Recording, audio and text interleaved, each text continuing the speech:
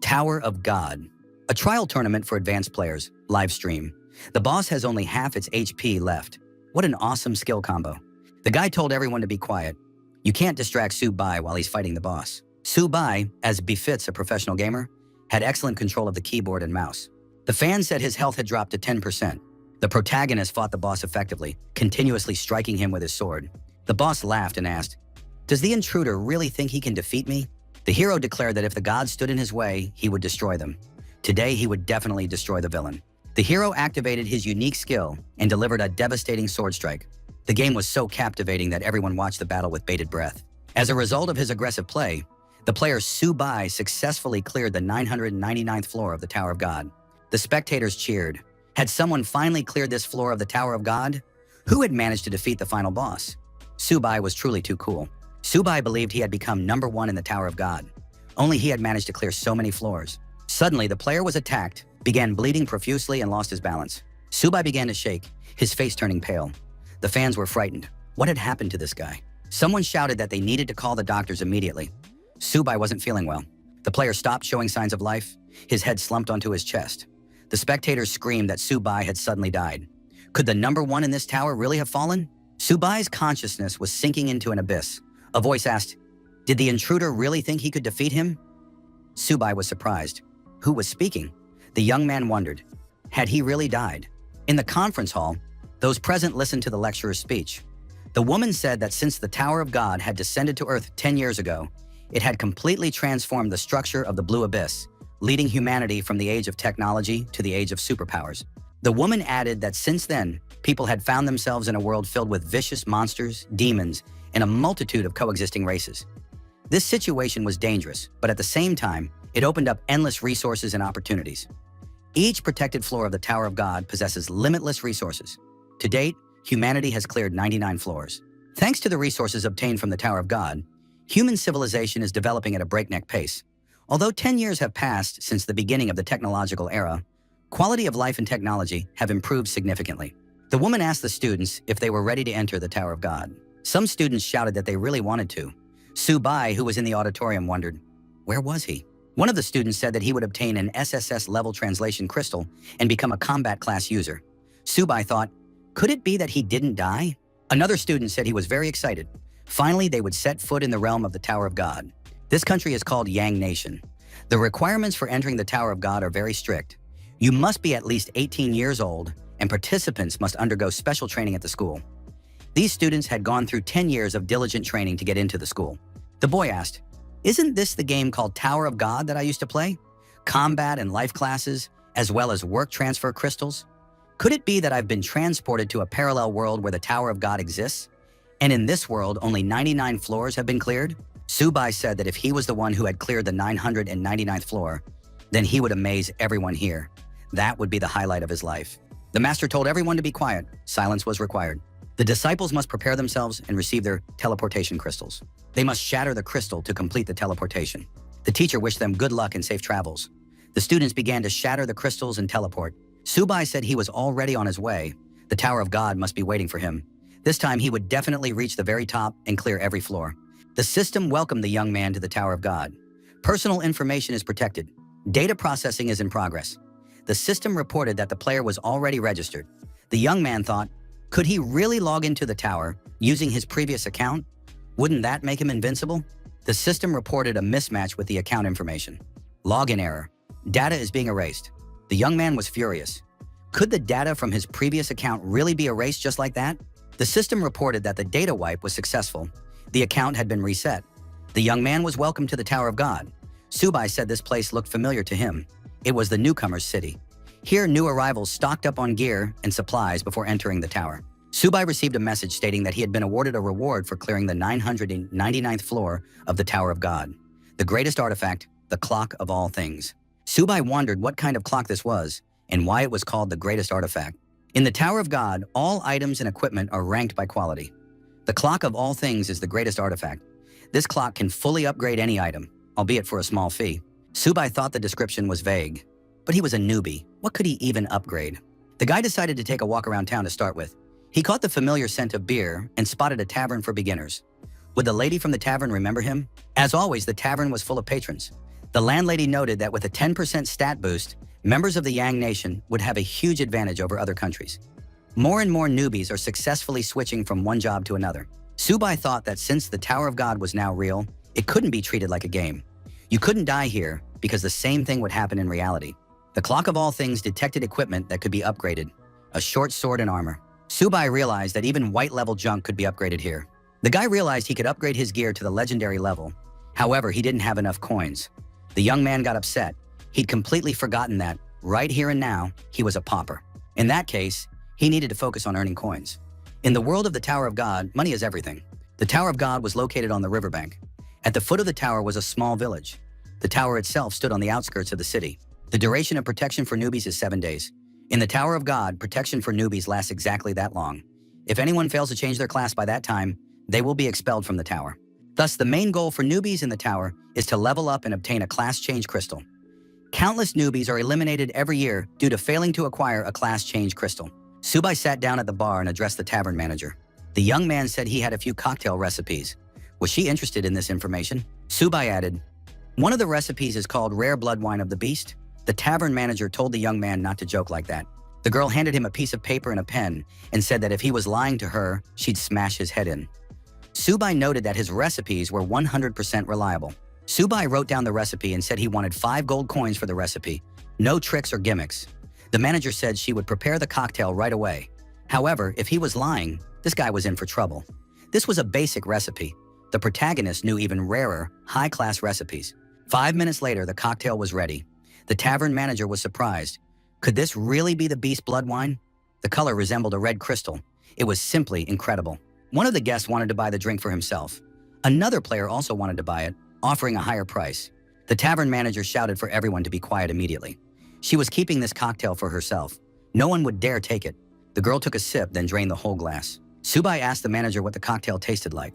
The girl wiped her lips and asked how many recipes the guy had. She wanted to buy them all. Subai smiled. He said he had 5 recipes. Since they knew each other, he was willing to give her a discount and wanted 20 gold coins for all the recipes. The girl noticed that this guy was quite something. She was even starting to feel a bit of a crush on him. Subai received payment for the recipes and thought that was wonderful. These coins would be enough to upgrade his items again. The tavern manager said she couldn't just accept something without payment. The girl handed him a dagger and said it was a bonus. Subai thought the dagger was pretty good and thanked her for the gift. The guy said it was time for him to leave. He had other things to do. He promised to drop by from time to time. The manager noted that if any other rare cocktail recipes came up, she'd be happy to taste them and buy them.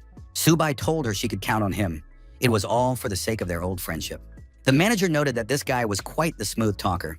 She liked that sort of thing. The protagonist left the tavern and thought that he couldn't waste any time. First, he needed to upgrade his weapons. Upgrading requires a lot of silver. However, the stat boost is undoubtedly worth it. He needed to change his class during the protection period. The expense would be justified. The required amount of coins was spent. The dagger upgrade was successful. Subai was satisfied. With these stats, clearing the first floor of the Tower of God would be a breeze. Filled with determination, the protagonist headed for the Tower of God. At the foot of the tower was a newbie zone. At that moment, many were chasing rabbits to get at least something for themselves. Whoever struck first would claim the rabbit. That's why even here, tempers were flaring. Subai wondered, why were so many players chasing after a single wild rabbit? It was such a cutie. How could anyone even want to kill it? Our hero understood that wild rabbits yielded little experience. You'd barely get a copper coin. One of the players shouted for Subai not to go there, since it was an unprotected zone. It could be dangerous. The protagonist turned around and asked, "What kind of danger is that?" At that moment, a level 1 flying snake appeared behind the young man. The player shouted for Subai to take cover immediately. He needed to get back quickly to avoid danger. Subai replied that he wasn't afraid of a tiny flying snake. The boy pulled out a dagger and immediately sliced the snake into many small pieces. The players were surprised. What just happened? In just a moment, Subai had destroyed the flying snake. A player approached the protagonist and asked how he'd done it. After all, it was just a level 1 flying snake. Subai replied that it wasn't difficult. It took him only a moment. The guy reminded him to be careful. He shouldn't go that way, because if a flying snake bit him, he could die instantly, especially given their terrible gear and low stats. If he died, there would be no coming back. Subai thanked him for the warning and tossed a copper coin to his companion. The protagonist told the guy he'd be better off worrying about himself. The player realized that Subai was simply crazy. He had helped him and received a cold reception in return. With that kind of behavior, this rebellious Subai could die within 5 minutes. Our hero looked around. As he had expected, there were fewer players outside the safe zone. Out of the corner of his eye, the young man saw danger approaching. With a deft movement, Subai pierced the head of the snake that had appeared. The snake was destroyed. As a reward, the boy received a coin. The young man thought that this really did resemble the very Tower of God. However, leveling up at this pace would be very exhausting. Subai decided he needed to destroy a few monsters and finish clearing the first level as soon as possible. More flying snakes appeared. The protagonist didn't mind, because the more there were, the more fun it would be. Subai said that destroying monsters this way was much faster. However, the coin drop rate was still too slow. Subai received a message stating that the 10th season of the Tower of God had officially begun. The guy decided he needed to level up as soon as possible. Since our hero had the clock of all things, he couldn't let anyone else be the first to defeat monsters and claim the rewards. All the players were wondering who would be the first to defeat a monster. One player said that in the eastern region, the first kill would definitely go to one of the three great families, since they were lucky enough to be wealthy. Another player said he had seen the eldest daughter of the Lin family wearing a legendary outfit. They definitely have a lot of money, since such an outfit surely costs tens of thousands. A full set of gear would cost tens of millions. On top of that, they have high-ranking player bodyguards in their service. The player in glasses noted that this didn't concern them. They needed to continue hunting rabbits. Meanwhile, Subai continued to destroy flying snakes, earning coins. The system announced that the player had reached level 2. As a reward, he received a black iron chest and 2 points for a free stat boost. Subai thought that it had finally happened. Not only did he receive points to boost his stats, but he also got a black iron chest as a reward. The protagonist thought that was really cool. The young man noticed that a ranking system had appeared. He hadn't expected so many people to have already reached level 2. Some had even nearly reached level 3. Subai decided that he had fallen behind because he had been studying the clock of all things right before entering the game. The protagonist decided to check what he had received from the black iron chest. The young man received basic level armor and 30 copper coins. Subai thought that now he had armor too. What was the best thing to upgrade? He needed to choose the equipment worth upgrading. Subai figured that the boss in the beginner zone didn't have a high-level attack, so it was best to upgrade his weapon. The upgrade was complete. The player received the elegant dagger. Subai decided to upgrade it to the maximum. This cost him 9 silver coins. The protagonist confirmed the upgrade, and the process was successfully completed. The elegant dagger was upgraded to the maximum. The elegant dagger was upgraded to excellent green quality. Now it increased attack speed by 10%. Subai thought that only the first upgrade increased the base stats, while subsequent upgrades only improved attack power. The protagonist twirled the dagger in the air and decided it turned out pretty well. With the base stats, the attack power reaches 100 points. Even considering that the dagger is only of the wonderful tier, its stats are comparable to those of a typical rare weapon. This mysterious watch is truly a legendary item. The young man decided that with this tool, it was time for him to enter the first floor of the Tower of God. Now the boss of the beginner zone can prepare for his demise. The boss of the beginner zone respawns only 10 times on the first day. Whoever defeats him will earn the right to enter the first floor of the Tower of God. Given the team's total attack power, only a limited number of participants can enter the tower on the first day. The participant who lands the first kill will most likely be among them. Subai looked around and surmised that he had reached the very spot. However, the young man heard the sounds of battle and grew frightened. Could someone have managed to get past him? He quickly ran toward the sounds. He wanted to be the first to defeat the monster. A group of players had attacked the armed monsters. They had to hurry because the number of goblins was constantly growing. Subai, peeking out from behind a rock, wondered, what kind of wealth is this? Could they have bought all of this? All their gear was, at the very least, of a remarkable level. Subai appraised the rare-grade full set of armor worn by Yu-chan of the Ling family. The young man thought that his graceful dagger had suddenly become useless. Yu-chan ordered the second group to regroup. The third group was to move forward. The support group was to distribute the potions. The commander of the third group ordered the squad to attack the goblins. A companion told the girl that at this rate, they would soon reach the first floor of the tower. Yu-chan noted that they shouldn't underestimate the Li and Bo families. There were many paths, and these families might not be behind them at all. Yu-chan heard a suspicious sound and asked who was hiding there. Subai stepped out from behind a rock and greeted them. Lin Yu-chan's comrade asked which team this level 2 player belonged to. The protagonist replied that he was participating on his own and wasn't part of any team. He was just passing through so they could ignore him. Yu-chan thought that her team's gear was top-notch, and yet it had taken them a full half-hour to make their way through the forest. Was this guy really claiming to be acting alone? But that was impossible. Subai wished everyone good luck and decided to move on. Yu-chan's comrade said things were looking bad. This guy had decided to use them to lure low-level monsters while he planned to steal the boss. Yu-chan ordered the third squad to stop using potions and to team up with the fourth squad for the attack. They had to stop him by any means necessary. The girl decided she wouldn't let anyone steal the first boss kill right under her nose. The protagonist realized that now he would have to deal with 2 squads of armed men. Subai asked, what does he have to do with this? After all, they're fighting their own monsters. The deputy squad leader, Lin, noted that this stranger was only a level 2, a novice. How dare he even stand up to them? The deputy commander ordered the squad to get rid of this man.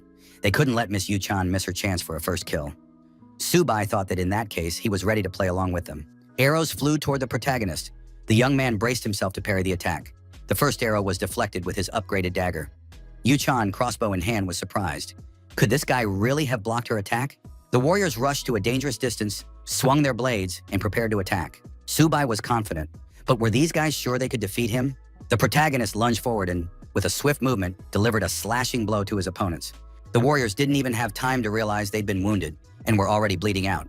The deputy commander shouted that this couldn't be happening. How could a second-level novice completely crush their warriors in the blink of an eye? The squad commander ordered everyone to retreat. Subai acknowledged that these guys were stronger than ordinary novices. However, if they wanted to destroy him, they still had a long way to go. Subai continued to fight his opponents, landing critical hits and depleting their health. The commander's assistant ordered a retreat. They couldn't afford to lose their warriors so pointlessly, and yet their opponent was armed with nothing more than a dagger. The commander's aide said in fear that this guy shouldn't be so arrogant. Did he know who he dared to anger? Subai replied that he didn't care in the least who they were. However, if they stood in his way, they wouldn't be leaving here so easily. The commander's assistant was furious. Lin Yu-chan told Zhang Fei to shut up immediately. Yu-chan held out her hand and proposed a deal. The protagonist took an interest in the offer and asked for details. Lin Yu-chan thought that this man had come here alone. Judging by his fighting style, he was definitely no ordinary person. Yu-chan said that until the guy fought, he wouldn't understand. She wanted to hear his price. Zhang Fei was puzzled, since this was just a solo player. Why was the lady acting this way? Yu-chan told the assistant to be quiet again. If they delayed the conquest of the God's Tower, would Zhang Fei take responsibility?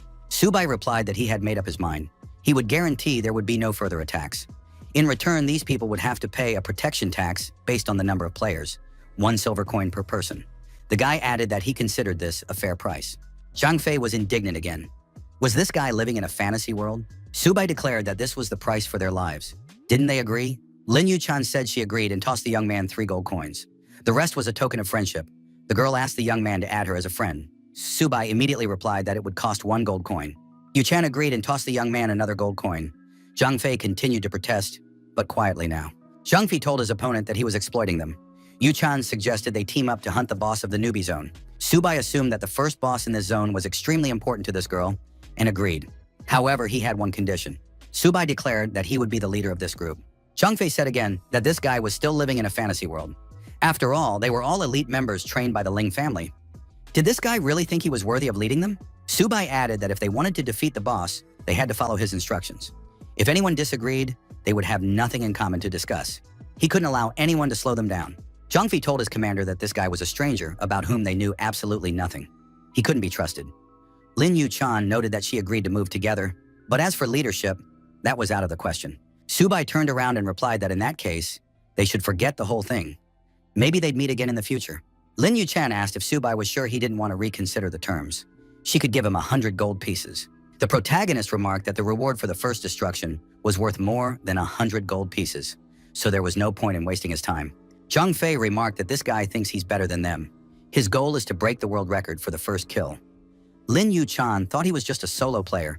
Even she couldn't guarantee success, let alone this guy. Subai, left alone, thought that now that he was rich, it was time to upgrade his gear. The young man decided to upgrade his basic armor. All that remained was to choose the upgrade method. The protagonist chose the fast method, which meant he had to spend more coins. The guy was satisfied. His HP exceeded 300. Now he was ready to fight the boss and brimming with confidence. As always, the tavern was full of regulars. They noted that this year's newbies were particularly active. Most likely, the first boss kill in the newbie zone would happen soon. The tavern manager asked whether the Yan Nation would succeed in the first clear of the God's Tower's beginner zone this year. One of the patrons noted that last year, their guild held the record for the first clear all the way up to the 9th floor.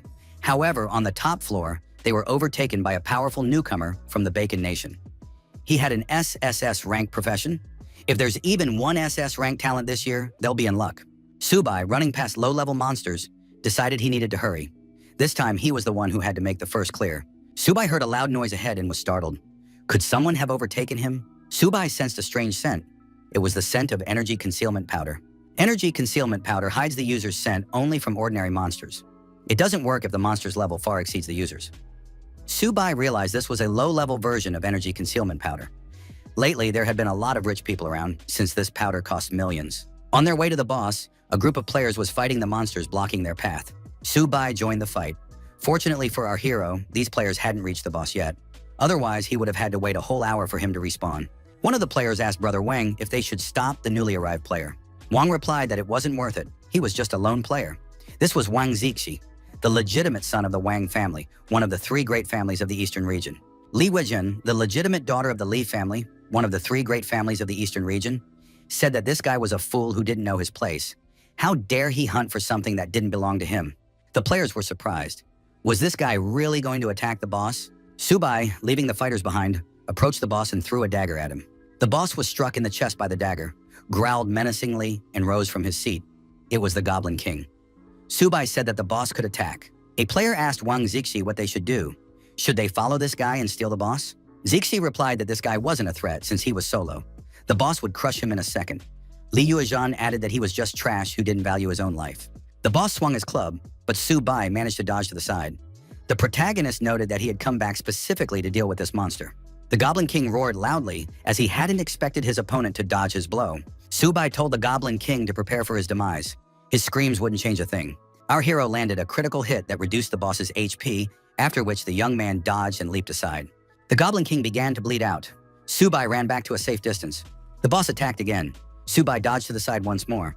Our hero remarked that this monster moves too slowly and predictably. The player landed another critical hit. The protagonist knew the Goblin King's weak spots: the chest, lower back, and eyes. Li Yuezhan was surprised. Could this guy really have dodged several of the boss's attacks? Wang Zixi remarked that it was simply impossible. Yuezhan asked Zixi what was wrong here. Where did this newbie get such kiting skills? On top of that, all his hits were critical. Li Yuezhan thought that kiting was a technique even pros struggled to master. Yuezhan asked Zixi what they should do. Maybe they should take him out right now? Wang Zixi replied that they shouldn't rush. No matter how strong he was, he wouldn't take down the boss in a second. They needed to wait a little. They would be like mantises stealing a cicada until a sparrow swooped in from behind. When this guy fell, they would strike. Su-bai landed another critical hit on the boss. The guy said that finishing him off would be as easy as chopping vegetables. The monster continued to growl and act extremely aggressively. The protagonist remained completely calm. Su-bai said that the boss's screams wouldn't save him. Another critical hit was landed. The monster raised its arms and roared even louder. Su-bai was surprised. Had the boss decided to call for backup? The group of players suddenly found themselves surrounded. Goblins were approaching from all sides. Wang Zixi wondered how this had even happened. A player stated that they had almost cleared the entire area, and suddenly this happened. Zixi was baffled by what was going on here. Li Yuezhan explained everything. It was the boss who had summoned a squad of goblin guards. Wang Zixi ordered his squad to switch to an offensive strategy and break out of the encirclement. The players decided to maintain formation and follow Commander Wang Zixi's orders to the letter. Li Yuezhan, bow in hand, said that these endless waves of goblin guards were the work of that scoundrel. Wang Zixi ordered everyone to focus and clear a path for him at all costs. The commander's assistant told Wang Zixi to hang in there. They would get him to the boss no matter what. The assistant told the leader that they would succeed. They just needed to hold on a little longer. Wang Zixi saw the boss's HP rapidly decreasing, but he believed he still had time. Su-bai looked at his rival and thought that this guy had planned to intervene at the last moment. He's very naive. Su-bai saw a mid-tier scroll in Wang Zixi's hands and thought he was very rich. However, he wouldn't be able to steal the kill from him anyway. Zixi threw the scroll forward and told the guy to disappear right there, along with everyone else. The mid-rank magic spell Fire Explosion technique was activated. A powerful explosion occurred. Everything at the epicenter of the explosion vanished in a cloud of smoke. The players decided that their leader had succeeded. Li Yuezhan remarked that Zixi had been simply magnificent. Wang Zixi thought something was off. Why wasn't there a system notification? The notification appeared. The Goblin King in the eastern newbie village had been defeated by the player Su-bai. We can continue in the same vein. Li Yuezhan said that couldn't be true. When the smoke cleared, Wang Zixi noticed that this newbie was standing on the body of the defeated Goblin King. Zixi couldn't help but ask how this guy had taken down the boss all by himself. Su-bai replied that they were a bunch of real fools. Didn't they know that critical hit stack? He'd been hitting weak spots, building up damage, and finished off the last 5% with a single blow. Our hero could have actually finished off the boss when it was still at 20%. However, he waited until Wang Zixi used up his scroll and only then delivered the final blow. Su-bai admitted that Zixi had thrown thousands of gold coins down the drain. It hurts just to think about it. Our hero simply wanted to teach these arrogant nobles a lesson. They were wrong to think that money gave them the right to trample on others. Now this party can wait for the boss to respawn. A system notification also appeared in the tavern. The Goblin King in the eastern newbie village had been defeated by the player Su-bai. The players were surprised.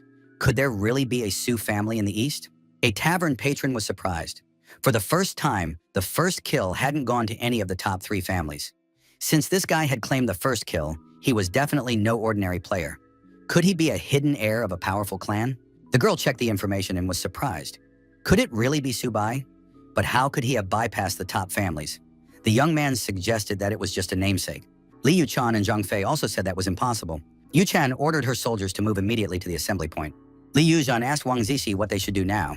Zizi replied that they should rest, regroup, and storm the next boss again in an hour. Lin Yuchan emerged from the portal with her men and asked, "Is Zizi really going to take down the second boss without her permission?" The first player in the Eastern Zone to defeat the Goblin King earns the right to the Tower of God trial and 11 silver chests. The system announced that Subai had entered the top 100 players on the entire server. As a result, he receives another silver chest. The protagonist decided that before entering the tower, he would first open the chest in search of something rare. Subai obtained a pair of rare one-step boots and 10 silver coins from the silver chest. He also received 10 small experience potions and 38 silver coins. In one of the chests, the protagonist found rare quality boots and a few potions. Subai examined the boots and concluded that they were pretty good. They increased speed, even though the level was still low. They also featured Gore-Tex technology. After the first boss defeat, the rankings for this season's Tower of God trial were published. Subai checked the rankings and realized he was in 98th place. Less than 2 hours had passed since he left the newbie village and defeated the Goblin King. The top 2 players from other zones had finished over an hour ago. Subai used a small experience potion. The young man decided he needed to speed things up and grind levels. The protagonist wondered, what kind of dungeon was on the first floor of the Tower of God this season? Subai walked through the portal and found himself on the first floor of the Tower of God. Our hero realized that the Darkness dungeon was about to begin. The starting dungeons in the Tower of God are varied and full of loot, and their difficulty constantly increases. Darkness is considered a floor of medium difficulty, but it's still challenging for beginners. Subai remembered the path from last time. Forward, right, forward. Subai was pleased with himself, for he hadn't forgotten this maze. Suddenly, a monster appeared out of nowhere. It materialized at the location of the seal. From the structure of its skull and its teeth, Subai immediately determined that it was a ghoul. This monster was a level 3 and was difficult to defeat. The protagonist thought that ghouls were known for their agility and powerful attacks, so he needed to be careful and make sure he didn't get surrounded. Our hero dodged and landed a critical hit. It was a one-hit kill. Subai decided that as long as this ghoul was alone, dealing with it would be easy. The next moment, another monster appeared behind the young man. Subai didn't even think of letting his guard down. The critical strike was activated again, and the monster was destroyed in a single attack. The system announced that the player had reached level 3 and received 2 attribute points. Subai thought he had reached level 3 quickly. The protagonist saw a place in front of him with different stones. There were 2 multicolored stones leading to rooms of varying difficulty. The red one indicated a difficult route. Subai chose the red stone, because the more difficult the mission, the better the reward would be. In the kingdom of Yan, the head of the Chu dynasty guild was informed that Mr. Junxi's affairs were progressing well. Mr. Chu remarked that early progress meant nothing. Only the one who claimed the grand prize could be considered the winner. This was Zhu Wan, the founder of the Chu dynasty guild. The assistant smiled and remarked that a tiger cannot give birth to a dog. Moreover, the president had prepared everything properly, and surely the title of king would go to Mr. Junxi this year. Zhu Wan said that a true king is one who has gone through fire and water, not one who takes the title by someone else's will. Zhu Wan expressed hope that he would not be disappointed after all. Subai continued moving toward his intended goal, methodically destroying the monsters that crossed his path. The protagonist thought that less than half an hour had passed, yet the tower's gifts were still magnificent. Subai looked back and realized he had finally dealt with the monsters in this room. Before our hero could even react, several glowing squares appeared before him. The young man realized if a gray square appeared, it meant he had found a secret room. It was a pleasant surprise, though he hadn't expected a high-level room to appear. A huge number of ghouls appeared in this room, which also came as a surprise. Subai said that these monsters hadn't managed to catch him off guard. The young man used his unique skill and attacked the monsters himself. After half an hour, all the monsters were destroyed. The system announced that the player had reached level 4 and received 2 attribute points. Subai noted that he had finally leveled up. The system reported that the player had cleared the secret room perfectly. 1 gold coin was credited as a reward. The young man checked and confirmed that his stats were now balanced, and he was ready to face the real boss. Subai checked and confirmed that Zhu Junxi was still the leader. Our hero assumed that no one had defeated the boss yet. The young man headed in the right direction and decided he would update the leaderboard by defeating the boss. Subai entered a huge room and looked around. The protagonist found himself in the boss room on the first floor of the Tower of God. The boss monster stood in its place, waiting for whoever would come to fight it. The boss glared menacingly at the player. His horns emitted an electromagnetic glow. Subai greeted him and said they had met again. The boss's minions immediately pounced on the uninvited guest. Subai suggested getting straight to the point and added that he didn't have much time anyway. The low-level monsters were instantly destroyed. They didn't stand a chance. Having cleared the path, the protagonist rushed toward the boss. He said he was ready to play with this monster. This time, the elite boss was a minotaur, a level 5 monster. Subai noticed that this boss was just as tough and unapproachable. The minotaur rose from his spot, activated his weapon, and roared loudly. The winged monsters also prepared to attack the player. Subai realized that things were about to get interesting. The minotaur swung his axe, and Subai decided to use a charged strike. The monster missed, and his axe plunged into the floor. The player lunged forward and closed in on the monster's body. Our hero landed a critical hit, plunging his dagger into the monster's neck. The boss screamed loudly in pain. Subai said that the monsters shouldn't get their hopes up. Numerical superiority didn't matter. Subai, using his unique abilities, landed numerous dagger strikes on the boss and the winged monsters. The monster's body burst into flames, and it lunged at its opponent. The young man thought that this boss had begun to use its skill. Subai wasn't scared. He said that this brainless minotaur was just as impulsive as ever, completely predictable. Our hero approached the monster's head, greeted it, and asked, "Doesn't the boss recognize me?" The young man landed a devastating blow and said he would now help the monster remember. The minotaur roared loudly once more. Subai stabbed the winged monsters with his dagger and said that using them to gain experience was always beneficial. The player was awarded bonus experience. The system announced that the player had reached level 5. 2 attribute points were received. Subai activated the one-step boots he had purchased earlier. The minotaur was enraged but couldn't even notice his opponent's movements. The boss flew into an indescribable rage, and Subai realized that this monster had activated Berserker mode. Subai declared that in that case, he was moving on to the main game. The minotaur completely lost sight of his opponent. At some point, the young man appeared behind the monster and asked if he was looking for him. The allotted time had expired, and the Berserk effect had ended. Subai leaped upward and told the minotaur that he was right there. The protagonist struck with all his might and dealt a piercing wound to the monster with his dagger. The beast roared loudly again. Subai noted that this boss, as always, had foolishly wasted the Berserk mode. Now he was indistinguishable even from a cow. The protagonist said the game was over. He had no time for this loser. Subai landed another critical hit. The HP level dropped significantly. The system announced that the player had defeated the Minotaur boss. The first floor of the Tower of God had been cleared, granting access to the second floor of the Tower of God. Subai thought that the whole thing hadn't taken that long. Of course, it used to be faster, but now resources and experience were more important. A powerful explosion rang out. The player said he hadn't expected anything less from his father's perfect weapon. Its power was simply incredible. In the player's hands was the 10,000 Calamities Destruction Cannon. The player decided it was time to start the bombardment. However, the system announced that Subai had achieved the first destruction and officially cleared the first floor of the Tower of God. Victory was awarded to the Kingdom of Yan. The young man said that was impossible.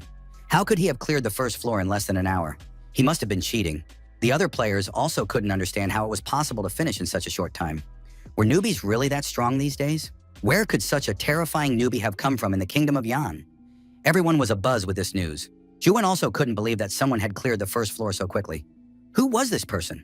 The assistant said that the young master Jun Shi had also done very well. He had almost broken the speed record. Juwan shouted that it didn't matter, because he had lost anyway. The assistant pointed out that there were still 9 floors left in the Tower of God. If young master Jun Ji finished the translation first, he would have a chance to catch up and claim the title of Rookie of the Year. Ju Wan ordered an investigation into who this person was who had broken the record. Lan Yuchan also received the new information and realized she had underestimated that guy. Subai knew that, as usual, golden chests only appear upon the first boss kill or during an event. Since this is the first golden chest of the season, it must contain a piece of perfect gear. Otherwise, it wouldn't live up to its status. Subai received a perfect weapon, the Golden Hoe. Our hero was delighted, as he knew this item would be very useful to him in the game. The young man also received a beginner's experience orb. It would level him up. The system reported that the player had used the beginner's experience orb. Our hero leveled up and thought it was time to upgrade his equipment. The guy spent more coins so the upgrade would happen instantly. The protagonist was satisfied, as many of his stats had improved at once. Subai felt a wonderful sensation. The young man held the entrance ticket in his hands. The time had almost come. Subai headed to the second floor of the Tower of God. Subai set a small goal for himself, to clear the first 10 floors in 24 hours. The Naka Desert, this was where the protagonist emerged from the portal. His progress in the trial was at 0. Subai looked around and realized that the second floor was the Naka Desert. Here he had to defeat 10 waves of monsters. The young man decided to make the monsters spawn faster. A monster appeared before our hero, a 3rd-level sawtooth lizard. Several more of the same monsters appeared after it. Subai thought these creatures were too slow and were just wasting time. Subai decided that since the sawtooth lizards were so slow, he would take the initiative into his own hands. The player charged into the attack himself. Our hero acted aggressively and assertively. The monsters took damage one after another.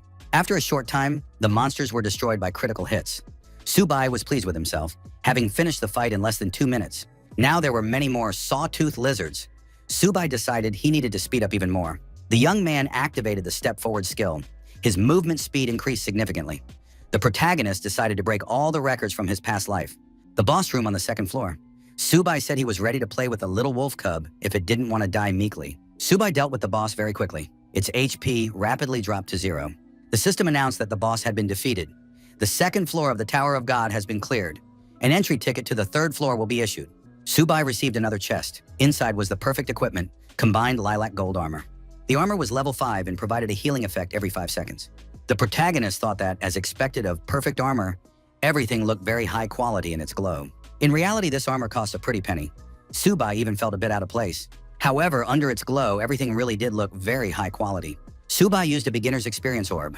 His level was raised to 7. He gained 2 attribute points. The protagonist decided that things were going pretty well for him, and now he could head to the third floor. Moving forward, our hero decided that the expenses had been considerable, which meant he needed to earn coins faster. Tower of God, third floor, the Silk Cave. Once inside the cave, the young man was attacked by low-level beasts and insects. Subai laughed and said he had come to them himself, then rushed into the attack. Tower of God, first floor, boss room. The player with a firearm slung over his shoulder attacked the boss and said that no one could handle his 10,000 Misfortunes destruction cannon. The system reported that the player had defeated the boss, Minotaur. The first floor of the Tower of God was cleared, and access to the second floor was granted. The clear took 2 hours and 25 minutes. The player said it was very exhausting. It was good that the boss's attack range turned out to be limited. As a reward, the player received a rare weapon, the exclusive longsword. Junyi was pleased, as this was a rare weapon from a silver chest. A system announcement appeared stating that the player, Subai, had successfully set the record for the first clear of the second floor of the Tower of God. This marks yet another victory for the players of the Yan Kingdom. Junxie was surprised. Had this guy really cleared the second floor already? Only 29 minutes had passed, but that was objectively impossible. The player dropped to his knees and thought that he was probably still too weak. Who was Subai? The protagonist dispatched another monster and said it was time to show everyone a speedrun. The system announced that the player, Subai, had successfully set the record for the first clear of the third floor of the Tower of God. Clear time, 25 minutes. Tower of God, fourth floor. Desert of bloody flames. All monsters were destroyed. The system congratulated the player, Subai, on successfully setting the record for the first clear of the fourth floor of the Tower of God. Clear time, 22 minutes. Tower of God, fifth floor, Misty Swamp. The boss monster was effectively defeated by the protagonist. The system congratulated the player. Subai successfully set the record for the first clear of the fifth floor of the Tower of God. Clear time, 19 minutes. Players marveled. Could Subai have set another clearing record? Is he a genius or a monster? Others slowed down as the floor level increased. Some even suggested that Subai wasn't actually that strong. It was just that this season's trials for newcomers were too easy. They said that the son of Guildmaster Chu had even brought along the 10,000 Calamities destruction cannon. However, Subai, though very fast, still didn't use any epic weapons. The young people gathered in the strategy group's meeting room. Pei Lingxi said that he had become interested in this guy. Shi Nantian said he found it interesting too. Besides, this guy had no parents and no past. His background was a blank slate. His combat grades at school weren't very high. Lin Shake wondered if this guy had already found something incredible inside the tower. Nantian pointed out that even for them, the strategic group, the drop rate for epic weapons was very low. Only 10 copies for the entire Yan Kingdom. Lin Shui noted that Nantian was getting too worked up, but he was one of the top 5 assassins in the Yan Kingdom. Why would he be interested in a boy's weapon? Nantian declared that many still didn't have a complete set of perfect weapons. The commander slammed his fist on the table and ordered the two of them to calm down immediately. Su Kang, captain of the strategic group, said they would try to buy his epic weapon if he couldn't upgrade the translation crystal to S rank. Su Kang added that if he really did obtain such a weapon, they would invite him to the strategic group's trial. Nantian noted that caution was necessary. Rookies must start in the rookie team. If they perform well, they'll be sent to the third-tier team. The captain asked if Nantian knew what the rookie teams had been like over the past 2 years. If Su Bai could win the title of Rookie King, what was wrong with promoting him? Captain Su Kang stated that he had already made his decision. Linja told Nantian to take better care of himself. If he still couldn't achieve his second transformation within a month, he might end up getting demoted to the second-tier team. Su Bai decided to check his tactical and technical stats. The young man was satisfied. Each level up grants 8 random stats. However, upgrading his weapon constantly drains his energy. The protagonist figured that each upgrade would now cost about 13 gold coins. With the funds he currently had, he couldn't buy much. Clearing the 10th floor would yield 500 gold coins. If he earned the title of Rookie King, another 200 coins would be added. The young man was terrified. Where on earth would he get that much money? The protagonist was depressed. Subi suddenly remembered something. He carefully reread some of the messages he'd received from Lin Yu-chan. The young man decided it was time to get into business. Subai offered the girl crystals at a price below market value. Yu-chan replied that she was ready to take everything he had. The protagonist gave the girl 6 days to raise the funds. The young man thought that the rich really do have power. The deal was closed, and the young man headed to the 6th floor. God's Tower, 6th floor, Wild Oasis. Subai thought that the difficulty of farming in the Wild Oasis increased exponentially. The guy acquired the Flying Dragon crossbow. This item had 2 effects, barrage and a 50% increase in speed. Subai decided he'd stocked up on this ranged weapon just in time. Too bad there weren't enough arrows. Time was also running short. He had to conserve every shot. The protagonist found himself surrounded and thought that these monsters had come to him on their own. Subai took aim with his crossbow and thought that these monsters were the perfect test subjects for the new weapon. The guy fired a few shots. The arrows hit their mark precisely, and the monsters were neutralized. Subai activated rapid-fire mode, and every arrow hit its mark. All the beasts were destroyed. The young man said that was pretty good damage. The protagonist set the crossbow aside and began pulling the arrows out of the monsters' bodies, since he only had enough for a few volleys. The young man thought that, if his memory served him correctly, the boss should be moving north along this river. Our hero heard the sound of water and thought he had found what he was looking for. Subai stepped out into the clearing and saw armed monsters on the lake in front of the waterfall. They were 9th level amphibious monsters. They possessed the skill, harpoon shot. Subai fired several shots at once to farm as much as possible. The amphibians were destroyed with the first shot. Subai obtained a B-rank class change crystal. The protagonist scanned the crystal and asked Yu-chan how much she was willing to pay for it. Lin Yu-chan noticed that this guy worked very efficiently. She said she was willing to pay 10 million in cash. In-game currency, that's a maximum of 100 gold coins. The deal was confirmed. Subai continued hunting with his crossbow in hand. The guy thought today's farming session was going very well. A loud roar came from behind the trees. The sound seemed familiar to the protagonist. Subai said it was the roar of a boss monster. The monster turned out to be the elite boss, Oasis Demonfish, a level 10 creature. Subai noted that this monster looked epic and grotesque, just as a true boss should. The player declared he was ready to take on this monster and readied his crossbow to fire. Before the Oasis Demonfish could swing its trident, the protagonist fired 3 shots at its chest. The young man didn't stop there. He leaped high out of the water and continued to shoot the boss's body with his crossbow. The monster gathered its strength and hurled the trident at its opponent. Subai dodged effectively, and the trident flew past. Our hero said that this boss was just the same as before. No upgrades at all. Now he would be destroyed once and for all. The boss was defeated and fell into the water. The system announced that the Oasis Demonfish had been defeated, and the 6th floor had been cleared. The player would be issued a pass to the 7th floor. The young man thought he'd spent longer than usual dealing with this monster. Still, it was a record for the 6th floor. The player received the title Amphibian Hunter. As a reward, the protagonist received 5 silver chests. The items in the chests weren't of the highest quality, but they were better than nothing. Subai spent 10 silver coins on an upgrade and received a pair of gauntlets of excellent quality. The stats were suitable, so the guy decided to equip the bracers himself. Subai said that the 7th floor was waiting for him and stepped through the portal toward new achievements. Subai decided he would clear the first 10 floors in 20 hours. The title of King of Newcomers would undoubtedly be his. The protagonist received a message that player Lin Mengxuan had obtained the S-Class Berserker. The players in the tavern continued to discuss the leaders. Could they be giving this to the Lin family? They're definitely relatives of the invincible Sword of Li. He's the one who farms at level 10 and ranks among the world's top 10. Lin Mengxuan is the main contender for the title of King of Newcomers. One of the players pointed out that Subai was already on the 7th floor, while Lin Mengxuan hadn't even finished the 3rd yet. The girl said that the invincible Sword Li must have backed up his relative. She definitely has some kind of ace up her sleeve, since Zhu Wan even passed down a high-caliber weapon to his son.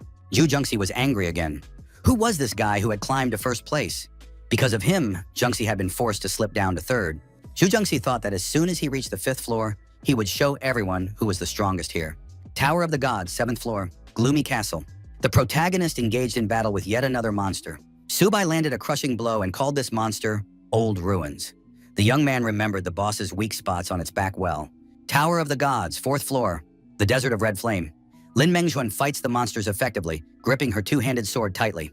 The monsters dealt irreparable damage. The girl declared that she would not lose to anyone. Tower of the Gods, 5th floor, Misty Swamp. Jujin Shi found a shard of the Stone of Destiny and said he would finally change his class. The system announced that the player had obtained an SS rank class change crystal. The class was successfully changed to Mechanic. Tower of the Gods, 8th floor, Abyss of Suffering. Subai moved forward again, initiating combat with the monsters. Subai continued onward without slowing down. Meanwhile, the monsters were effectively attacked and destroyed. The protagonist thought that he had 2 more floors to go, and then he would be done. Tower of the Gods, 6th floor, Wild Oasis. Lin Mengshuan said they were taking too long on this floor and needed to speed up. Zhu Jiangxi continued to use his heavy caliber weapon, remarking that he was about to catch up to the leaders. Tower of the Gods, 9th floor, City of Nightmares. He engaged in battle with a large number of monsters. The young man said that the 9th floor was simply disgusting and needed to be left as soon as possible. Tower of the Gods, 7th floor, the Gloomy Castle. Lin Mengzuan, attacking the boss, said she would definitely catch up to the leader, Subai. Tower of the Gods, 10th floor, Platform of Nightmares. Subai bravely faced the boss one-on-one. The boss was Hemer's nightmare. The protagonist said he had finally made it this far. Only this boss stood between him and the title of King of Newcomers. Subai decided he had no time to talk with this boss and rushed into the attack. The boss turned out to be aggressive and brutal. Wielding his blade, Subai declared that he was going to destroy the monster right away. The boss said that the Desecrator of Dreams would suffer punishment. The young man smirked because the boss's trick hadn't worked last time either. The boss shouted that it was impossible, for the nightmare was invincible. The system congratulated the player on a new record. The 10th floor of the tower has been cleared. Another victory for the players of the Yang Nation. Subai said that in his past life, he had cleared 999 floors, but never received this title. Finally, this gestalt is complete. The protagonist had accumulated 5 chests and decided to open them all at once in hopes of a good drop. The guy received the rare equipment, White Tiger Sword. Subai decided that this weapon suited him. He received the perfect item, Lost Treasure Map. Subai decided that this suited him as well. He also received a rare piece of equipment, the Energy Shield. The next chest contained the rare item, Stone of Radiance. This stone hides the glow of equipment because there's no need for unnecessary attention. Subai also received the perfect piece of gear, Fire Dragon Gloves. Subai thought the shield was useless to him, but the gloves were simply magnificent. In terms of stats, they were almost epic. The guy slammed his fist into the ground and a shockwave spread out in all directions. Subai declared that the effect looked very cool. He checked his tactical and technical data once more and thought that with stats like these, he could wipe out everything in sight. All that was left was to open the 30 silver chests and put their contents up for sale. The system announced that player Subai was the first in Season 10 to clear the 10th floor of the tower and had earned the title King of Newcomers. As a reward, he was given a random SS rank class change crystal. In the conference room, those present analyzed Subai's battles by reviewing the video footage. Captain Su Kang said he needed a complete dossier on player Subai. Pei-Ling Shui was to handle this immediately. As soon as this guy left the rookie zone, they had to intercept him. They couldn't let other squads get there first. Lin Shuk told the captain that they needed certain conditions. What could they offer this guy? Su Kang told Lin Yue not to skimp and to offer the maximum, just like in the 11th squad. The girl was surprised. Did the captain really want to invite this guy into the main roster? Su Kang confirmed that he wanted to bring the player into the main squad. He wasn't going to assign him to the second-string team of losers, was he? With an SSS-ranked fighter on the roster, no one would dare dump the dirty work on them. Su Kang concluded that they couldn't let such a genius slip away. The players thought that if they had an SSS-ranked fighter, they would become the second strongest unit after the first squad, which included Invincible Sword Lee. In that case, their status would skyrocket. Pei-Ling Shug said she understood everything and would immediately begin carrying out the order. The girl thought the captain was right. She really wanted to show those upstarts from the 5th and 6th squads who was the strongest. In the tavern for newbies, they continued to watch the events unfold. The players noted that Subai still hadn't changed classes. How had he managed to achieve such results without changing classes? His strength was simply terrifying. The tavern door burst open with a crash. A man with a sack on his shoulder appeared in the doorway. The patrons were outraged. Who dared to burst in so brazenly? Did he really want to die? Subai stood in the doorway with the sack on his back. The young man headed straight for the tavern manager. The patrons decided this guy had lost his mind. The landlady would surely destroy him right then and there. She had a history of eliminating anyone who tried to hit on her like that, on the spot, without mercy. The girl said this guy turned out to be pretty quick on his feet. The quick-witted guy ordered a cocktail called Meteor Shower. The girl declared that it was her signature recipe. The patrons were surprised. Who is this guy? Why isn't the owner even angry? He nearly broke the door and she put up with it all. The tavern manager looked at the size of the bag and said the guy had a decent catch.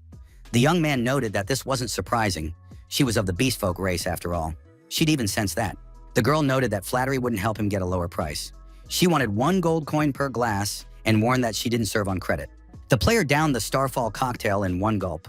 The girl noted that the guy had just swallowed the drink since he hadn't even tasted it. Subai stretched and told Sister Dana not to worry. He wanted a room on the 2nd floor because he was very tired and needed some rest. Another person entered the tavern. The patrons noticed that it was Lin Yu-chan. Accompanied by her attendants, the girl stopped in the middle of the hall and thought, it was a good thing she'd stopped in time back then and hadn't argued with that guy. Otherwise, it could have ended badly. Subai said that since Yu-chan had already arrived, she could go ahead and inspect the goods. Lin Yu-chan looked at the size of the sack and was surprised. Could there really be so much in it? The young people moved to the VIP room on the 2nd floor of the tavern. Subai emptied the contents of the bag onto the table. Those present were surprised. Could this really be a spatial bag? How many crystals could it hold? Lin Yu-chan's eyes lit up. The girl immediately began counting the crystals and recording all the information in her planner. The protagonist stated that he had another S-rank crystal. Would Yu-chan take that one too? The girl's eyes widened. Subai added that if she wanted this crystal, she could name her price. It was an S-rank class change crystal for Magical Scholar. Yu-chan thought she absolutely had to get her hands on this crystal and asked in return. How much did the young man want for it? Subai said that everything except the S-rank crystal could be calculated at market price. He would take 10% in cash and the rest in gold coins. The young man added that he would provide a list of materials that needed to be purchased for the crystal. Lin Yu-chan said she would handle that without any problem. Purchasing was her specialty.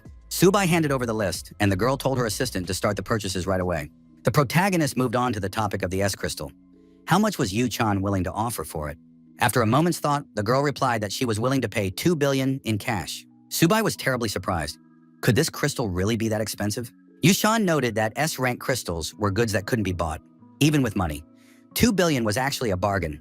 In addition to 200,000 gold coins for the exchange, she promised to gift a mansion in Lingfeng City inside the tower. The assistants were surprised because in this city, real estate isn't sold to ordinary people even for money. This is the first city after passing through the tower. Subai thought that this house was worth no less than 2 billion. The girl adopted a wait-and-see attitude. The protagonist said he agreed and wouldn't haggle this time. He was ready to accept payment in a week. Yu-chan agreed and suggested signing the contract right away. The girl prepared a quill, ink, and a letterhead with the contract. Subai signed his name.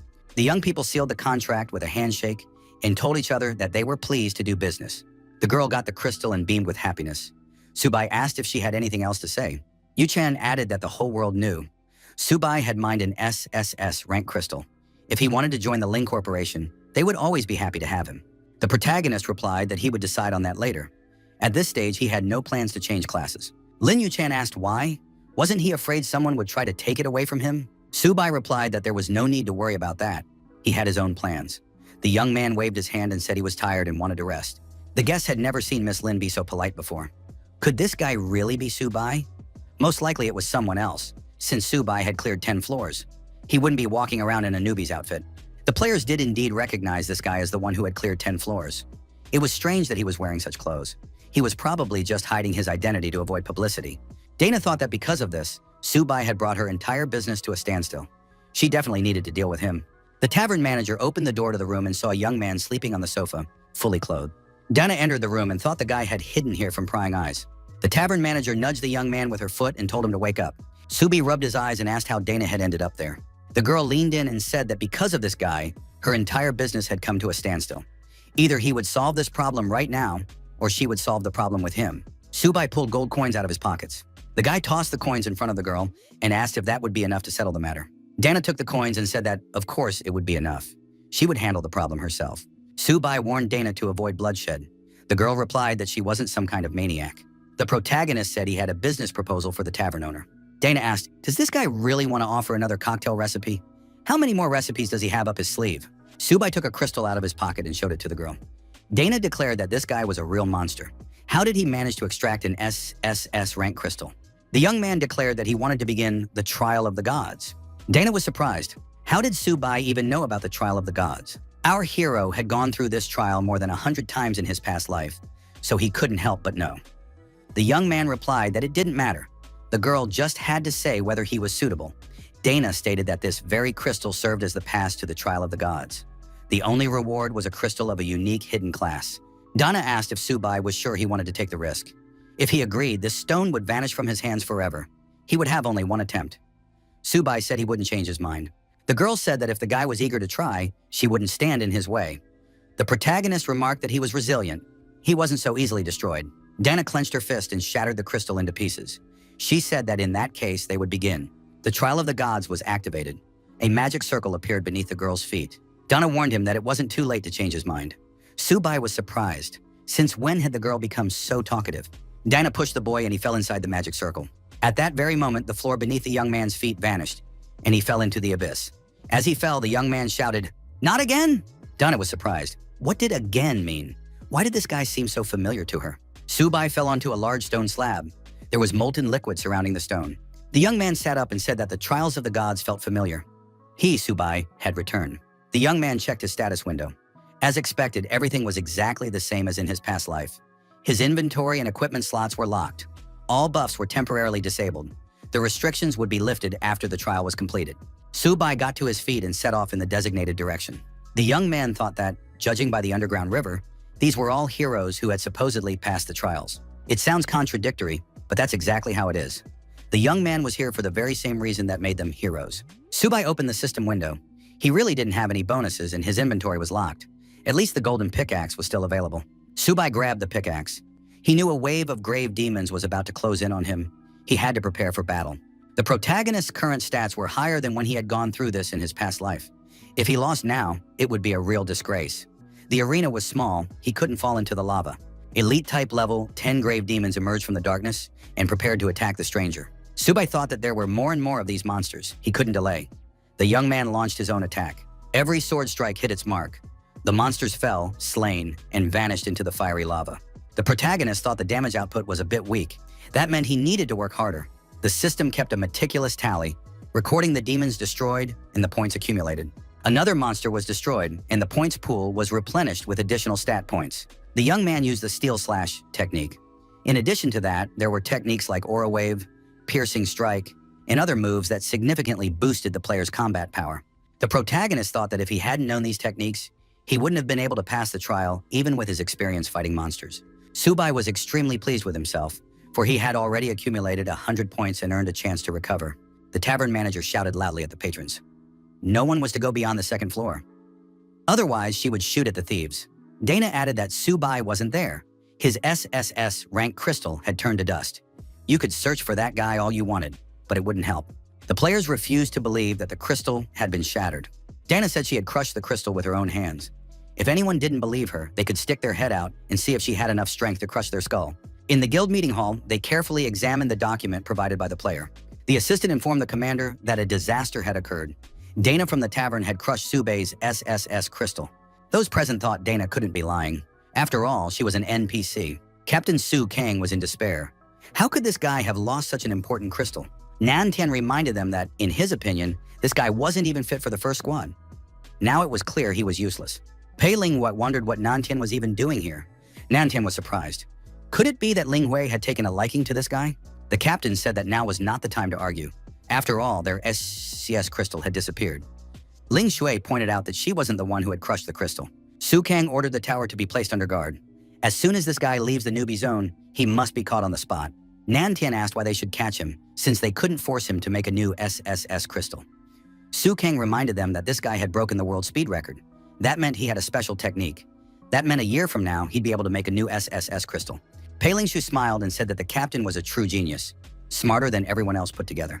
Nantian asked the captain what method to use on the young man, brutal interrogation or intimidation.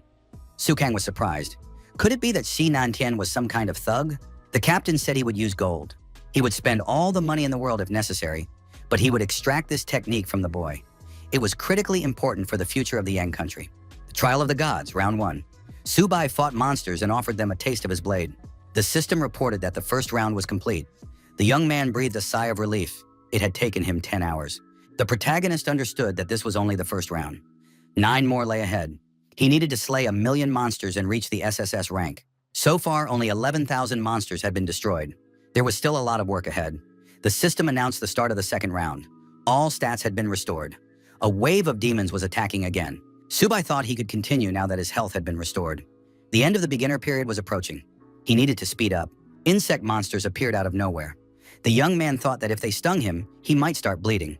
The battle would be troublesome, but he had no choice. Subai activated his weapon swap. A basic quality spiked whip appeared in the young man's hand. It was good that he could switch weapons and armor here. Although the beginner's gear was weak, it was better than just a blade. Swinging the whip, the young man began to deal with the flying monsters more effectively. The protagonist decided that at this stage, the whip was perfect for him. These demons are poisonous and fast, but their defense is weak and they have little health. The Aura Wave Unleashed skill was activated.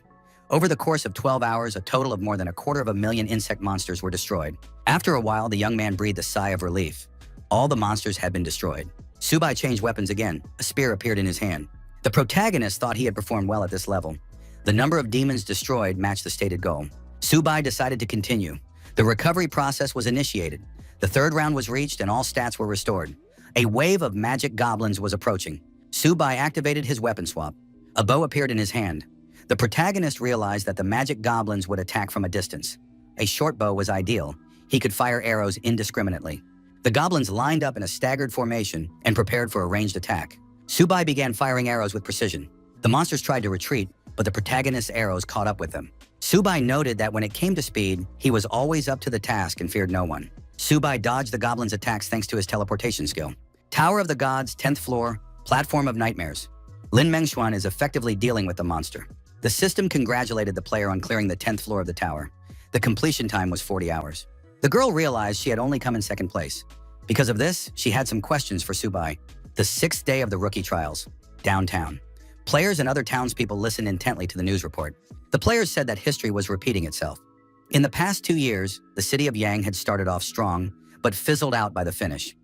Everyone was curious about where Subai was right now. At the tavern, Lin Yuchan and her assistant Zhang Fei were happily eating local pastries. The assistant asked why the lady had declined the invitation from Lin Mengshuan and Zhu Junxiu. Zhang Fei added that she shouldn't pass up such an opportunity for Subai's sake. If she joined forces with them, the Lin clan of East City could rise to a whole new level. Yuchan asked if Zhang Fei had prepared what she'd asked for last. After all, today was the last day. The assistant replied that everything was ready. Yuchan said she had her own plans, ones Zhang Fei wouldn't be able to understand. Lin Yuchan thought that 6 days had already passed. The anomaly status appeared almost immediately after rumors of the destroyed crystal. That meant Subai was still in the novice zone. What surprise would he have in store this time? The Trial of the Gods, round 7. The monsters were advancing, but they were under intense pressure. Subi fired ice arrows one after another. The young man paid no attention to the monsters' defenses. Once frozen, they were as fragile as glass. Subai noted that it was already the 6th day. 3 more rounds. He needed to speed things up. The 8th round had been reached. All stats were restored. A wave of poisonous scarabs was approaching. The antagonist had set himself a goal: to finish all the fights before the rookie's time was up. The odds were stacked against him, and the young man noticed that the monsters were trying to surround him. He noted that it was a lost cause. 6 hours later, the protagonist was already fighting the boss. The young man declared that this boss was too slow. Subai, using his unique skills, sliced the monster in two. The system announced that the player had scored 1,000,000 points in the Trial of the Gods. There were 24 hours left until the end of the trial. Subai declared that 1,000,000 points was simply magnificent. Only the final level boss remained, and the hero achievement was already in the bag. Our hero approached the site of the final battle and told the boss to come out and fight him. The monster was the Red Lotus Demon, the Demon King, a level 10 boss. The protagonist saw the monster and said he recognized it. The monster swung its weapon and shouted that this man would now be destroyed. Subai jumped aside and thought that this monster was just as troublesome as ever. A true Demon King. The protagonist thought that with a defense of 2,000 points, he wouldn't be able to deal any damage to this monster at all. So he had to wait for that one moment when he could break through its defense. The monster attacked the young man, and Subai kept shifting his position to dodge the blow. The young man thought he'd played this game many times in his past life. Our hero used the cat's claw to achieve his goal. He said that this time would be much more fun. Subai was standing on a huge flying rock. The Demon King, flapping his wings, waited for his opponent to approach. The young man suggested the monster try some lava and approached the Demon King to strike.